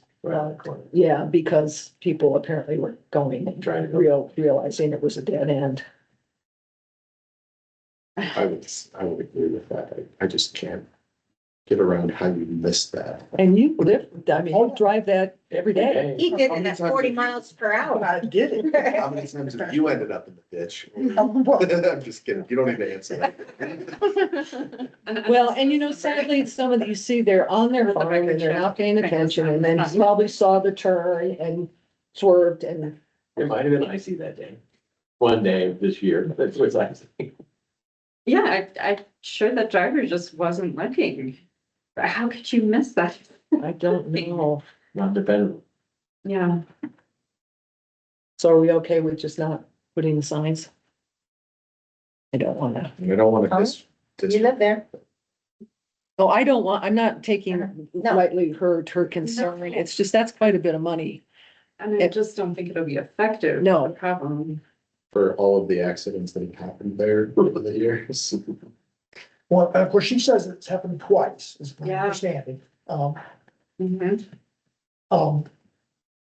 But I'm just disappointed, and I'm trying to imagine exactly what would like to have a defensively position, just to say, you know, this was came to the board and, you know, and we discussed it, and the best opinion is that there's sort of, we could put signs in, we could put these little delineators, but it would have very little effect. No, because I would imagine whoever went off the road wouldn't see the sign. It was an outside vendor, right? Yeah, Right. it's independent planners. Yeah, Outside vendor. yeah. Tim, haven't the fences on Hinsdale been hit more than once too? I feel like Yeah, I've seen there's- them. I'm not joking. This is obviously going back to when we were dirt roads, but I remember vividly, there was 2 cars that rolled over in that corner on Hinsdale. This is obviously dirt roads and a whole nother conversation, but yes, there's people that have ended up in, I think it's happened recently corner though street. too. Well, if you're going too fast and then there's no, Uh-huh. yeah, and all of a sudden. Well, it happened on Buckley not a couple of years ago. Out there. It's happened on Easter just because of ice down. How did someone hit the Richfield, that sign on, Actually, you're right, somebody did. yeah, just The recently. sign, last year, and we got it replaced. What had to replace what? The sign on Richfield come on from the north. That sign has been, I don't know if you wanna do about, the speed limit sign is, And how do you even hit that? because he went all the way through that intersection across the Salida and hit the post and ended up in Dave's ditch. Do we, what Yeah. time did they, did Oh, this- June, what time his brakes locked up. 4:30. That was the excuse. in the morning? If you're going 25 miles an hour, your brakes don't lock up. I'm sorry. Okey dokey. Was it in the morning, Next. very early in the morning? It was in the morning, I don't know what time. Okay. Next is the resolution 2026, posting meeting notices. Any comments? Nothing. All right, I'm gonna move to approve the resolution 2026-01, designating public places for the posting of meeting notices as required by Colorado Open Meetings Law. Second, All right, Mayor Jones, Aye. Trustee Cockrell? Aye. Trustee Schultz? Aye. Trustee Fabianati? Aye. Trustee Hodge? Aye. Trustee Lawrence? Aye. And trustee, Thompson? Aye. All right, passes unanimously. Okay, reports. Hey, Jude, do you have anything? I know we talked about the safe build, the new person looking at, or ACH, I forget, get confused, but, the one between on Easter, the car repairs between the, I mean, Mm-hmm. I'm not really sure, should they be putting lift, then only we ticket them, or I'm trying to understand what is that, the code enforcement is not seeing that we see when we walk all the. Well, I think he comes on Fridays and They can either they clean the place up. Ah, That's why if he can switch, I just think it's important, for example, right on the corner of Richfield and Arapahoe, I think they run a landscaping and they have a big cherry picking truck Right. park. Okay, I mean, I don't, that's their business, but that's not allowed. If when he has a shed out back, he can put it. Oh, does he? Yeah, he's got a, so just things like that. I mean, either we have rules that are followed or just throw the rules out. And this is getting to be silly. And so I think it's important to just go with code enforcement and kind of, if he may have questions of us. But I do know that house, that machinery is not always there. Some there are times there, sometimes Okay. it's not. He uses that a lot. Okay, The only reason I noticed that's because I want to borrow it. So, yeah, and it's not bothering anybody, but it's not, I mean, yes, you can have a business vehicle. It doesn't mean you can have a dump truck. True. And so I think that, and I think part of our code, were we gonna relook at the size of cars that was allowed? I think so. Yeah, we need to, because I think when we passed that, we had no idea what I thought it was clear at the time. yeah. do we assume most people know what our codes are? Well, Or how do we ensure that that's why code enforcement, On the website. it's on the website, just notifies them and says, that's not allowed. Oh, okay. Good. That's kind of passive. I was wondering how we could do it a little bit more, I think once, parental. right, How about I use that word? I think once that we get the code passed or approved, passed, everything else, we should bullet points of what is. I did that at one point and it got to be pretty long. Yeah, but Yeah, just yeah. some of the things, you know. Yeah, just some of the, and we'd even talked about doing like a welcome package Yeah, for new residents. Because you're right, a lot of people, they don't know. But the code enforcement Cameron's gonna go into this family or this house and say, we notice you've got this cherry picker sitting out here, and I'm not sure whether you're aware of the code in Foxfield, but can be here for a day, you can't park it here, that's just the way. It can't be, it's gonna be a violation. It's It's a just gonna get a notice. And so just be aware of that, so you need to change what you're doing, or you're gonna have a violation. Yeah. We don't have to try and restate the code to everybody. Just have the code enforcement person go in, they're not issuing tickets and citations and all this stuff on the first, No. they're saying, Yeah. they give Say- a warning. it's a complicated thing, this is to let you be aware. I guess with our last code enforcement person, I would drive by, it's a clear violation. And it's like, and I don't know, because we don't always get the reports. Were they issued a notice? Were they not? It's 6 months later, it's still there. And again, just consistency, that's really important. but I even think back to it, a little cheat sheet that we put out put it on our website or whatnot. And even, make it a little bit more pointed to the summertime versus the winter time versus what, just a couple of bullets of, this is allowed, this is not allowed, this is appreciated. Yes, you And then can. you refer them to the section of code. Yeah, you can. So that people Yeah. can, because that's when I did it, I think that's what I did, so people could go to code And it doesn't have to be like overwhelming, like all of it. Even just pick out a couple of things and then put it on the website. We just want to make you aware of this, we just want to make you aware of this. or does Cameron know like the top 10 or 15 annoying or nagging problems that we see that are not he's don't know, I overlooking don't it know. or not Never aware, met the or man. he should, what I'm saying? We need to meet with Cameron and Right. meeting with. Yeah. So yeah, now that we're in the new year, I'll schedule something with Cameron, probably not until like around the 1st of February, if that's all right with you. Sure. Yeah, okay. And one final question on the data, so the so when they drive and they were a warning slash ticketing, do we have access to see what has been done every month? I Yes, know we have the, the only thing is, I was trying to get the report for the year. And right now I don't have access to any of the stuff that Jake put in there because Jake is no longer a code enforcement officer. So Safe Built, I already contacted them for that. They're trying to work on that bug so they can give me the report. Okay. But, so it's in the works right now. if you can just like the crime report, if we get monthly, whatever cadence is. Right, it is just to see, what kind of, then we walk around and say, okay, it's still there, or it shows up here, Yeah, okay. Thank you. Nothing at this time. Ms. Pam? Just gonna look for an update on the home rule. Speaking of crime, I had asked Karen a couple of questions about some of the things that we saw on there. There was suspicious activity down in, I don't know if it was our tunnel or not. I saw that, yeah. And I know that we have had people down in our tunnel again Okay. recently. But I have not been able to visually spot them. I just see stuff. Okay. So that is happening down there. Is the tunnel to nowhere or This is the main tunnel to nowhere. Okay, That, and there was never a police report on that sign being splattered in coming into Foxfield, the Richfield sign. I So, answered both of those. okay, You Pam, right? Did you get that? I answered both of those emails. I didn't get that. No? I don't know why.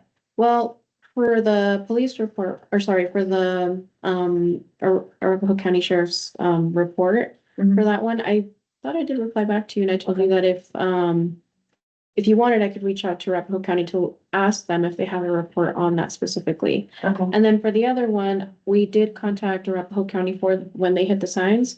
But they told us that, it was basically kind of like a hit and run and the person left. And by the time that the officers arrived, nobody was there. Oh, okay. Yeah.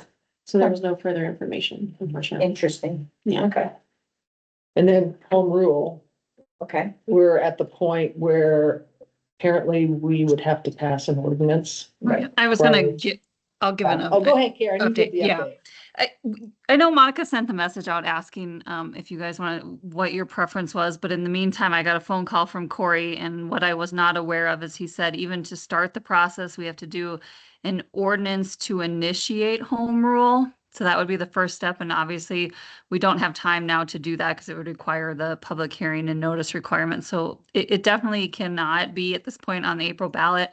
Corey suggested that he put together a calendar to give us options that possibly a special election in May. I haven't received that yet. I was hoping to put on this agenda, but I haven't gotten from him yet. So where we're at is I'm waiting on a recommended calendar from him, but it will not be the April election. That's good. Anyway. Would there be a reason why we couldn't hit the November date for a special election? Because that was a third alternative, wasn't it? Mhm. Just do it in November. Yeah. The only thing I want to say about that is that we need to get the information back from Corey, because if I think I misunderstood him, because what he communicated to Karen was that we could do a special election, but in May. Right. To meet the November To meet the timeframe, so we November, can okay. coordinate, yeah. Okay. So I misunderstood that, because if we did it in November, we would not be in the timeframe Right, for a November election. and May is probably the latest we could do it, given we get on the November. Oh, does that mean to adopt the charter by November? We have to. Right. So Oh, you have to, okay, all right. And I was thinking we meant to do November as the initiate home rule question. So that's what I had thought too, when I Oh, talked to That's Corey. what- Which is an option as well. but then you'd have to have a special election, because our next election won't be till April of 28. We would have to have a special election. So you'd have to have a adopt special the election charter. either way. That's interesting. So I just want to note the November elections tend to have a much higher turnout, which is, in my mind, fantastic. I would love as many people as possible engaged in this process. And so of those two votes that are required, which do we want to really ensure has the highest the initial, I don't know the I think answer. the I'm just approval putting it out of the there. charter is The very approval of the important. charter is the most important one to have, the highest turnout under. Well, in this way, we can get through April. I mean, we have to get people to run for the board. Yeah. Has anyone reached out to you? No. Yep. I got two candidates, who I reached out to them, so. I haven't said that. No one's reached out to me No. from there, but But they can just download it, They- right? yeah. They wouldn't necessarily. I got the information. from Yeah, them. so I just think getting people to run for the board and 9 people to be, that's No, I gonna be, completely agree. That's what. it's gonna be freaks me out about almost this whole impossible. process. So let's get the board We need tended to put the to, word and then, out. but if we did a special election in May, how much time do you need for that? No special election. I think it's. Well, then expensive. no special election, Yeah, then, so we're gonna do it in 28. okay. That's my thing. But also to add, remember, we want to send the survey out to the residents, so that's still a piece that I think we want to look at before we move forward. And Monica can probably give the update. The holdup there was trying to get the meetings online so that people that weren't in attendance could view those prior to answering the survey. So we do have something drafted. We were just trying to get those meetings out there. But if the board would like to look at the survey again before deciding if we even move forward. So then we would do in April of 28, the question, do you want, and then November of 28. All kinds of people voting in 28. Oh, yeah. Mhm. So the meetings are not online yet, and we haven't been able to get them online. so we have, the town has a YouTube now, which it was part of my update. The videos are on there. Yes, I know it was the only way we could get it on the website. They are ready to go on the website. The only thing is I'm just trying to figure out the formatting because they're like this big. Hmm. And the formatting doesn't change, I know. So I'm trying to figure out how to make them bigger so because you can view it on our website. Just needs to be bigger. We have the wizard over here. Yes, I might have to reach out to you. Move on then, move Yeah. on. Can we make sure we're putting all of our meetings onto the YouTube channel because residents know that it's so hard to watch the meetings. I've reached out to people to be candidates too, and everybody's so busy. I mean, They are. even making it to the meeting, everyone is so busy. People that want to see these videos. I think the Yes. home rule, I People really have think it's imperative. How can people make a decision if they don't even know what we're talking about? Exactly. Yeah, I wouldn't mind seeing the initial question on the November ballot. I know that charter is so expensive or it is so critical that we have a good turnout to vote on, but if we don't have. But then you have to have a special election because you have to do the, But then we've already gotten the support of the public to engage in the process, and then I'm more confident that we'll have the interest to come to that special election and vote on it. That makes. it makes, I don't- what's the cost of a special election? Karen, do you have any idea? Sounds like either way. No, I do not know. Yeah. I and think it's based on our voters, and I do know, cause I asked some other, well, I asked Sheridan, and they have a much higher population than us, and I think she said that they didn't spend more than like 3,000. Oh, okay, so, Something, so That's not it that could be. bad. so that's not a bad idea to wait till Yeah. November for the question and then maybe hold a Yeah. special What election. we really don't want to do is get it passed with a low, or get it started with a very low engagement, go through the whole process of drafting the charter only to have it fail with the high engagement vote. So, That's why I That think we more community. Visibility. so Yeah. we're overlooking the fact also that there is a resident initiative method to get this on the ballot. Residents can collect signatures. They need 5% of the voting demographic. We have over 600 voters, but that's still. So if residents want to go out there and start getting signatures. Yeah. That is an option. Yeah. So We'll see if, yeah, just putting it out there, that's, yeah, but I as don't of know right that they now, can meet the nothing's going to timetables be to get on that in April. April.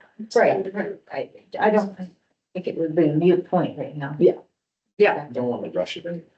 No, and then. if we don't, but if residents want to, You I look bad. mean, I think this is really meant to be what residents want to do. Absolutely, And so if not really residents our want to decision. do, then go for it.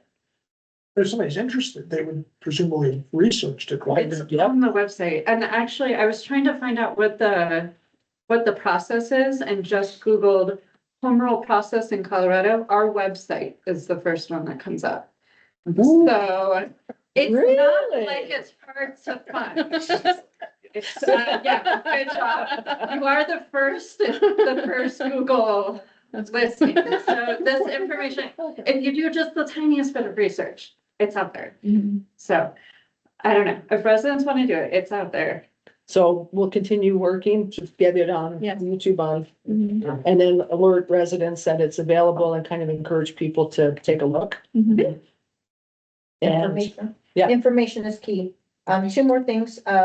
One thing that I'd like to work on this year is the lighting of the tunnel, our tunnel down at, the open space. It's probably 60-70% of it is not working. And we do need some new light fixtures down there. So I know we have open space funds, so that's gonna be hopefully something that we can kind of go after this year and make our community a little safer down there. Keep everybody at bay. I have all the paint you need. Oh, no, not paint. These are the lights. But so, and then lastly, I had a resident call about dumpsters. And I think it's just a key to put out there that, Miss Roundy is our contact for that. That, you know, once I gave them the information, they were golden. $300 for 14 days for our dumpster is a dream. It's an It's a incredible dream. deal. And if we put it out there again for our residents, they will use it. They will use it. So. Yeah. Oh, yeah, Chuck, I've got that deal. I'm buying and putting in my backyard and I take the stuff in and then I have them come. Stop it. Stop it. Where'd you get that at? Okay, and that's the end of my report. I have, sorry, one, a resident commented, where is the tunnel being discussed? Oh, at the open space if you're going down Norfolk, To the reservation, yeah. you mean the tunnel where there's, It goes along. I know where the Problem. tunnel is. The resident is Right, yeah. asking which one. down Norfolk, I'll call it Port because it's a dead end. And then right there's our open space, so you can walk down the pathway. It goes underneath and it puts you out at Foxfield Village Center. And the tunnel you want to light is on. It's so that area this time. That is the tunnel. Have you, are you thinking light it at night? It or is light lit. it- There are Yeah. lights already there. Yeah, there are. And only Couple. 50% of them, less than 50% of them are working right now. And Yeah. they're lit during the day, but they're supposed to be lit at night as well. And less than 50% are working. One is removed. So we do need to work on that. That's why I brought the paint as well, because we Yeah. have the paint for that. Yeah. The tunnel's been pretty clean as far as graffiti lately. Yeah. The other tunnel to nowhere, otherwise, is- and I'm not going over there. I believe they make lighting that specifically discourages loitering. The lighting down there that is already exists. So we don't have to replace, we have to replace one. We probably have to replace, 12 bulbs. Do we have the lights, they flicker unpleasantly? Is that what we have installed? We have what? The lights, they flicker in a very obnoxious way that discourages loitering. Is that what we have installed? No, Okay. I don't want them to be a nuisance to surrounding neighbors. no, they don't. flicker. Nobody can see that. The flickering, you see it all around Denver at gas stations to discourage loitering outside and sitting inside. I just don't know where the breaker box is for it. So go ahead. Talk about nominations, elections, et cetera, et cetera.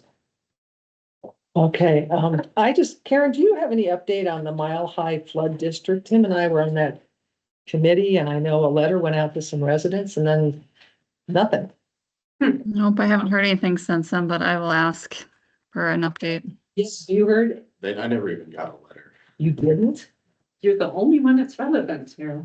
you'd think. Yeah. Talked about it, but I never. have seen Yeah, it. they even sent a draft of the letter and then it just didn't hear anything more about it. Not that I did. Yeah. It could have ended up in my house. FEMA, right? Somebody else. looked. Yeah, and the FEMA, the maps will be finalized, was it 2028 Yeah, maybe? it was like- Or even, it's, It's even past you that. passed It's like that. 5 years or something. Yeah, but then we had to make the decision whether we're going to get the federal flood insurance or join that or, That's when you want to buy the help. No, we were Yes. talking about buying. that's right.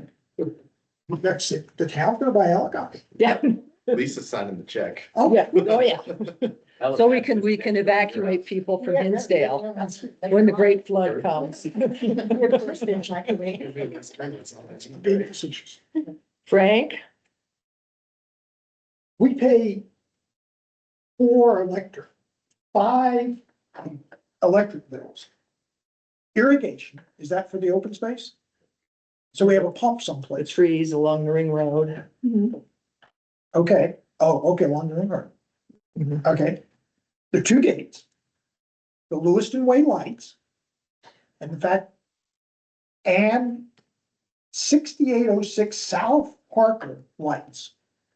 And I looked it up, 6806 South Parker Road is somewhere down around the Pinery.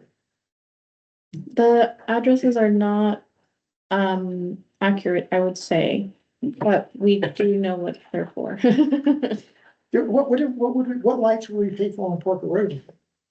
I think it's the ones, where if you're like right by where the Kingdom Hall is and that like, cause the ring road is like below, right? And these other lights that lead to Lewiston Way and stuff, like all of this right here is what we pay for. Okay, well, Yeah. all right, as long as, Mhm. so I did notice that the Lewiston lights are more expensive than any of the other electric bills. Not a lot, $5 a month more. And I was talking to you, Pam, about how it used to be that if you paid public service company for a street light, you paid them so much per night, and that was all inclusive. They're responsible for maintaining the lights, for the electricity that goes to the lights. And so what I'm wondering is is that the deal that we have You know, for the Frank, tunnel lights? oh, no, we're responsible for the tunnel lights. That's We part are. of it. But so somewhere there's a meter. I don't know where though. Running. Yeah. Running. Oh, are we not paying for it? No, we're paying, Yeah. we're paying $81.36 a month. Yeah, per our contract was specified that we were responsible for the light. Okay, that's cool. Or Rutland County is. If we can figure out where the meter is and the breaker and turn it off. I know, I don't know where. I'll replace the lights. It's not a big deal. I have to do It's that. gotta be in Foxfield Village, and I don't really know that though. It's gotta be Foxfield Village. So So I guess Core could probably tell us. Yeah, Cork could tell us where the meters are. I don't think if I called Core and asked them, I don't think they would answer me. Yeah. right. Maybe If you gave them your plan, they're not going to answer you. No, there's nothing wrong with that. Are you turning off the, The power to switch the light fixture. Yeah, we would just wanna turn off the circuit to switch out the lights. Repair. We would need to make repairs to those tunnel lights, and I don't know where. the tunnel lights? Yeah, Just- Will the just town replace it. insurance cover us? Just if don't you were electrocute yourself. Oh.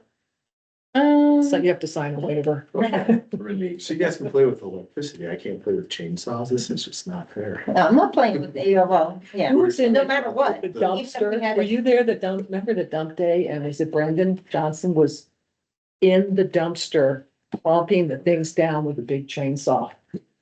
No, I was not there. That was not Oh in his my official gosh. gosh. Okay, but anyway, And we do, I mean, I don't know how you do all that, but the cleanup day, we had a lot of heavy equipment running around. we're There is Hey like- Karen, what was the, ever happened to the street light that was knocked over? She is. Did we ever? I literally today just got back. TerraCare went and met with someone to get an estimate for it. And Monica had been in contact with the insurance company of the person that hit the pole. And my understanding was that we just needed to provide them the estimate and they would issue us a check for it. So, Yeah. Oh, okay, so we're not responsible. as long as, yeah, No, the big overhead light on Lewiston coming, some car hit it and knocked it over. yeah.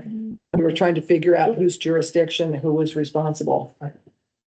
Okay, good. Okay. And then the last thing, I assume we want to talk about the meeting Yes, with Chad Clifford. yes, please do. Yes, please do. He was just as welcoming and friendly as he could be. You're in his office. We were in his office. And he had his 2 new interns there that he had never met before. He walks in, we're sitting in his office waiting for him, and he comes in and says, oh, hi, I'm Chad, this is the first day, you know? And I guess they assign interns, they were nice young people. And Chad, so this is the guy that came in that, do you remember? I don't know. And he was very, and, no, okay, so he was welcoming and he was responsive to any questions that we had. He has an agenda. And that agenda does not include looking after, subdividing sites in Foxfield and the issue of the potential for religious institutions He building. voted for that. I know, these are not issues for him. And it's my opinion, I think it's fair to say that looking after those issues for us is not representative of what he sees as important for the rest of his constituents. But he has Greenwood Village, he has Centennial, and Greenwood Village met with him and ripped him a new. Precisely. That's exactly how, I mean, he is not any more sensitive to Greenwood Village's issues than he is to our issues. But that's what we are his constituents. Yeah, but we're 3%. Greenwood Village is only 23%. Well, then, and But that's- Centennial's getting up there, so I'm wondering which constituents I'm sorry, I keep just. That's just what he's saying, but there'll be things that I think there may be things that we would agree on that he would help us with. I just threw out as an example, not that this is a real example, but if we had something going on Arapahoe or on Parker Road and we needed CDOT's help with it, and we called them up and said, hey, could you call CDOT and see if they'd fix this culvert or something? I think you'd call CDOT and ask them to fix the culvert. Good luck getting CDOT. Well, I know, but I'm just saying, it's not bad to have your It certainly is. state representative. No, I think his position is he's a huge Polis fan and Polis That's is, certainly not what he said the first time. oh no, well, just look at his voting record. But Yeah. voting record, So, but personally, I don't. Yeah. Eyes open, that's where it is. I mean, I think we know where he's coming from.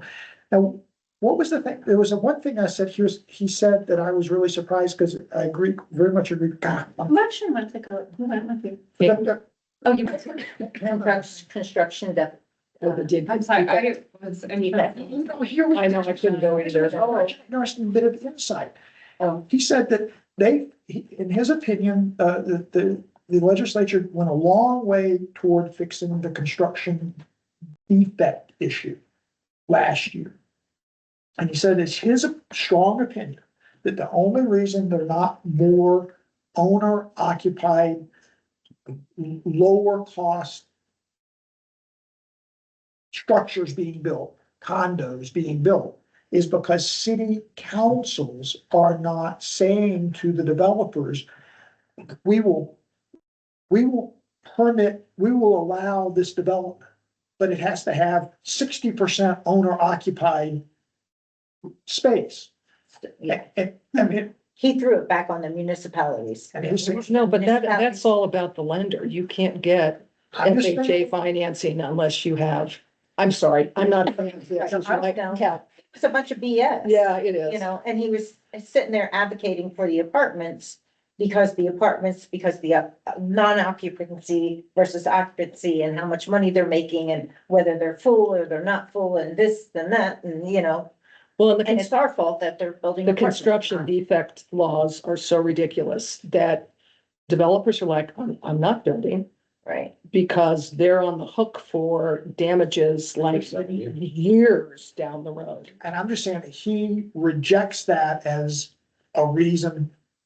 It absolutely says the work that they did last year on construction defects was a Stellar.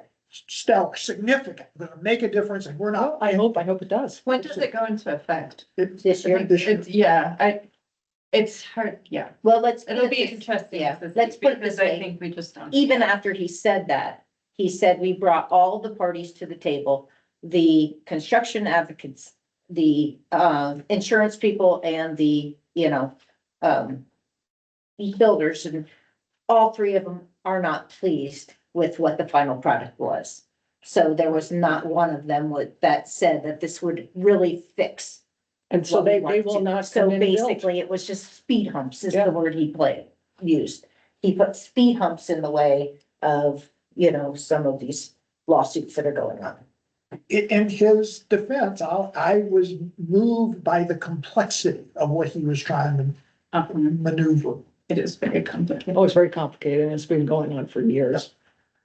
It's hard to fix this. But I kind of balked at but now it's on the municipalities. It's your problem that you're not allowing condos in there. You'd rather have and it was like, whoa, bud, And then what you, we have nothing to do with that, That goes against the density requirements. Correct. Solar ones. Oh, that's right, it That's does, right.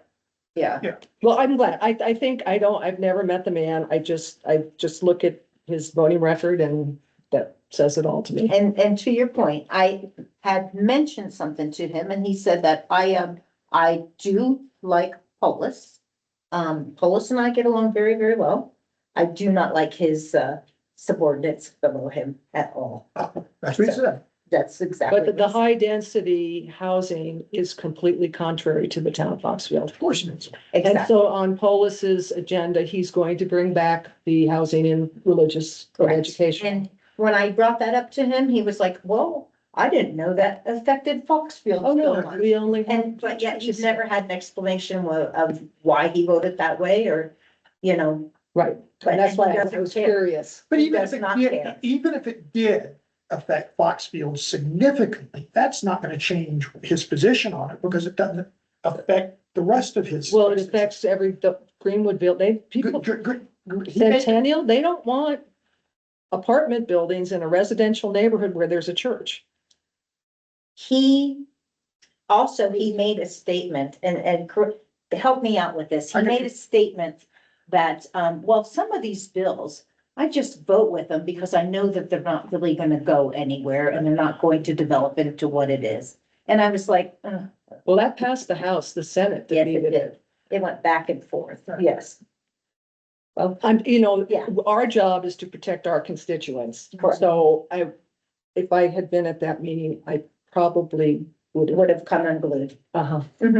Yeah, I was just Good thing going. I wasn't there. Then I couldn't call him and ask him to call CDOT and fix the gut cut. Oh, he's not gonna do that. He's gonna say, who, Foxfield? My thing. Is there a coordinated effort between some of the communities to represent and say, go and talk to them and say, Yeah, hey, he wanted to meet with, and I was supposed to go and I had a business, I couldn't rearrange. no, when I say as in like our town and Centennial or Greenwood, representative from each of them going on the same topic of this density and all. Oh, yeah, the issues that Oh, affect. so when you went, the other town people were. Well, he had just come from a meeting Greenwood with Village. the entire Greenwood Okay. Village City Council.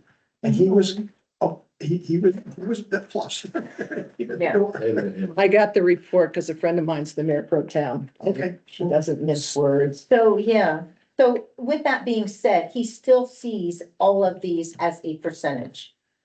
And he will not ever add up his percentages, is basically what it comes down to. So Greenwich Village, I think he said is like 23%, Foxfield is 3%. So even though 23 plus 3 plus Centennial, which is probably about 50 or 60, does not to him add up to, this is something I need to represent from that, because I'm just being. Well, he very got honest. elected.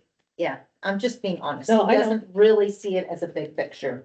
He sees you as a small sliver. But we can still represent what is important. to Right. us, And, Which you guys did. right, and how I would love to move forward with this, because we have some legislation that's really coming out that might be very harsh towards Foxfield, very, very harsh towards Foxfield. I believe that we have to educate our constituents and let them know what is happening. What some of these Right. possibilities are and have them contact some of our representatives. Even if we come up with a form letter, you know, and I just think that's says, a good idea. sign this, sign this, sign this. Because, long story short, my question to him, and it was gun control, was one of the gun bills. And it wasn't necessarily of it being the gun bill. I said, cause he's like, I listen to my constituents all the time. I'm always listening to them. I said, so I'm gonna take you to the gun bill that was introduced last year and passed. I said, you had hours and hours and hours of testimony by professionals against this bill. But yet you all voted for it, and you're telling me that you listen to your constituents. And that's the look I got was, well, I know better, because this is what I voted for, because I want this, and you don't know. I think they have an agenda Right. and as long as Paul was as That's governor, what they're gonna try and push this agenda through. One in town, So that young man. ask the question. You're right. That's probably- Well, I really appreciate you guys going. But that's why I asked that question. Where are you with the constituents when you're hearing that for hours of testimony that went into like 1 o'clock in the morning? Well, he certainly feels, he presents as if he has the right answer. He's opposed. Very, very much so. He's opposed. Which, Like I said. that one, yes, Well, all we do is tell him anyway what our constituents want, that's what Greenwood Village can do, and then he's gonna do what he's gonna do. And then he's up for the election. you would first. What is it supposed to be, Jason? Yeah, I appreciated meeting him last time, but I felt like I kind of got the information I needed and it's hard to move my schedule. Okay. So I won't. Well, thank you for the update. Thank you, Frank. Yeah. Appreciate it. Yes. I don't have much of an update. I just had a question. I think I hate to give you a question and put you on the spot, but do you remember when we had brought up a topic that during elections, each ward has to have a polling place? Huh? Do you remember that when we were discussing if we were gonna get rid of the wards? Oh, And we've never done that, and we had a whole conversation about we've never done it that way. well, it's probably too late now. Verify, is that correct? Oh, I know. Does each ward need to have a polling place to no maintain wards? And I think our conversation way back when the whole wards thing was up for debate, was, well, maybe we'll just go forward with how we've always done it and not worry about it, but did we ever get clarification on that? Because we're up for, and also I know in our 2020 election, we did a lot of mail-in ballots. Have we put any thought about how we're gonna handle mail-in ballots for this election? Not yet. I know I have the time frame of when I need to have that done. I'm Okay. just kind of waiting to see what's gonna happen, if anyone else is going to run. It's just gonna be you guys, if we are gonna have an election. Okay. So, And then the mail-ins, people request those and Yeah. then you'll send them, okay. Yeah, And I've which is mentioned, unfortunate in a way, because I think we'd get more turnout if it was like a normal state election where we just mailed everybody a ballot. right, I don't know how much expense there is to that, but I always.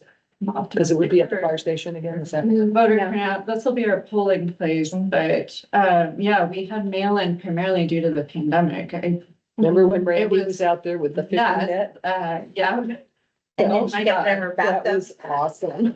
She was so. 2020 election was a month after we went all on Oh, lockdown my. and had no idea, and we're just all terrified of everything, and our clerk was out there with like full hazmat gear and a Yeah. fishing net. She put it in the driver's side of the car. I think we only got 20 some in person, the vast majority. We but even made had it an on the amazing news. turnout, I know, for that was awesome. Yeah, yeah, so, just something to think about as. Oh, yeah. Is how we can, I love mailing personally, just to get as many people involved as possible. So, I will look into it. okay, thank you. Is that That's all for me. Monica? I just wanted to let you guys know that I'm gonna start using AI to do my minutes now in 2026, so they're gonna look a little different, just so you guys are aware when you look at the next meeting minutes. Which, My You call it- Microsoft, yeah, Copilot, Copilot? yeah. Part of the suite. Okay. Interesting to see.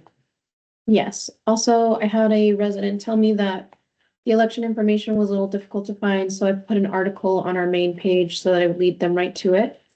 All the election things are up. If you guys that are up for election have any questions, just let me know. I let you guys know about home rule and us having YouTube now. And I'm gonna call you later about that Aqua email that you sent me. Oh, my God, yes, Yeah. I went on Laserfish and we need clarification from him. Do you want me to call him or do you want to call him? I can call him. I Okay. just wasn't sure. Do you know what he needs or? I'm not, I think what he needs is, do we have a list of those that prepaid the tap fee? Let's see. Yeah. I have my receipt that I kept, They didn't have. but I couldn't find, I saw the special warranty deeds and when they paid off released the lien for the Yeah, I assessment. saw those, yeah. But I'm not sure there's, the guy from Aqua, I Mhm. don't think has the list. If you prepaid your tap fee, You can. you didn't have to connect. So like we paid it in 2003. I'm not sure they have a record of who. They do, because my grandmother prepaid Uh-huh. and years later after I became the owner, wrote to Aqua and they sent me a letter saying that I had. Okay, good to know. You But- do need to individually request it. I do think I have a random publication, like hard copy somewhere of a list of people who chose to prepay at the time. Cause my grandma kept a lot of If random you could stuff. find that. I can look through. I have weird stuff. Yeah, like I have tons of weird stuff. Building Yeah. permits from the eighties. So when we're looking back and like wondering, they all have permits, but I'll yeah. call him tomorrow and specifically ask Okay. him what he needs. Okay, And, yeah, and that's all I Can had. I ask you a dumb question? So since you prepaid, is there a tap outside of your house? So yeah, then the water so pits. there's a water pit. there. Right, so, There's just no but there was connection. no deadline to Right. connect. Right, exactly. And so And we're lost, most people that did prepay would have that tap Correct. from the main to the street. correct. I just want to clarify You that. mean a protruding tap or just the main? No, It's just the water meter down on the Yeah. street. So your main line's coming through, blah, blah, blah, blah, blah, blah, blah, there's comes water, and then mine has whoop, whoop, stops there. There's a blue Yeah. plastic flag right there. So they'll run the line up to your house when and if, I don't And then know if you're on public. This is what you're No. Yeah, we're not responsible either. for. But we want to make sure that they have a record of who prepaid their tap fees. I'm the Because third owner, so I don't know that previous to us, many of them. Oh, prepaid, yeah, because Yeah. the tap fee now is 30 some odd. 34,000. Yeah. yeah. Mhm. Mhm. What was the year? Do you remember what was the year when the whole water rights buyout took place? 2001, 2, 3, early. Yeah. Yeah. So probably most people that chose that option would be on Right. that original list of who did it. Yeah. So, And then I found a list of 120 people who are actively hooked up. Okay. So they're, they're good. but that was only through 2012. So Is this something we need to look into, or residents that are concerned about it? no, he called, was Reach out. concerned because when the people got the letter on the tap, they Yeah. apparently Aqua got quite a few calls. Well, then they need to look it up for people, Yes, because so they very much have the ability to do that. I would think so.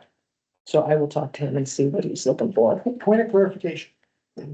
I was making the assumption that if there was a meter pit in front of a house or on a property, that it already had a tap, it just did not extend to the house. I don't know the answer to that. Yes, I would agree with you, yes. I would think so I too. would kind of go 99% Yeah, yes. And then, but your across the street neighbor, Art, who had a meter pit at his house, had to pay a tap fee. Okay, I know. is I that don't know. new house across? Yeah, that was on our list of like 5 years ago of things that had been overlooked and so yeah. You sure he had to pay a tap fee? That's what he said. He contacted Barb. Barb had that property and it changed hands 2 or 3 times in between Barb and, so Yeah. I'm not sure if, I don't know if he really had to pay a tap fee because Yes, there was a pit outside. And why? And I think that pit was installed like 4 years ago for some reason. I'd have to go back and look. It was weird, that Really? particular property. Of course, and to be fair, somebody could have misrepresented, I mean, misunderstood what it cost to get the line from the meter to the house. It would not be, That's like $400 no, it's more than that. For it. or 1,200. That's not 20,000. No, but it could be a few thousand. No, you'll see it right on the letter. It shows all the additional expenses. Sure, no, but That's just them punching a hole in it and installing a meter, I think. No, but the meter's there to run it from I'm the saying the street to plumber's the house. charged to Yeah. get the water, I bet it's a lot. dig the ditch and put the pipe in the ground and run it to your house. That Yeah. could be, a few thousand, not, Not insignificant. Not in, I mean, if you paid $5,000, something you could say, oh yeah, I had to pay to get the water to the house. Yeah. Yeah, that could be. very, very much so. Well, we'll figure out what they need and get this taken care of. I don't Okay. know. Yeah, I didn't get that one either. I don't know. Okay, all right. I decided to go. Not again. Not the ghost coming out of the closet. Thanks. We're almost done with the meeting. Come out and hang out. We've reached 2 hours. It's Okay, are you, do you have anything else? No, I don't have anything. Karen, I don't have anything else. okay, anything to add to the future items? No? All right, we're adjourned. Awesome, thanks everybody. Thank you. Bye. Yeah, Bye, Karen. Air pressure. and the same thing with permit, you know, it's like. No, it's just a class. Yeah.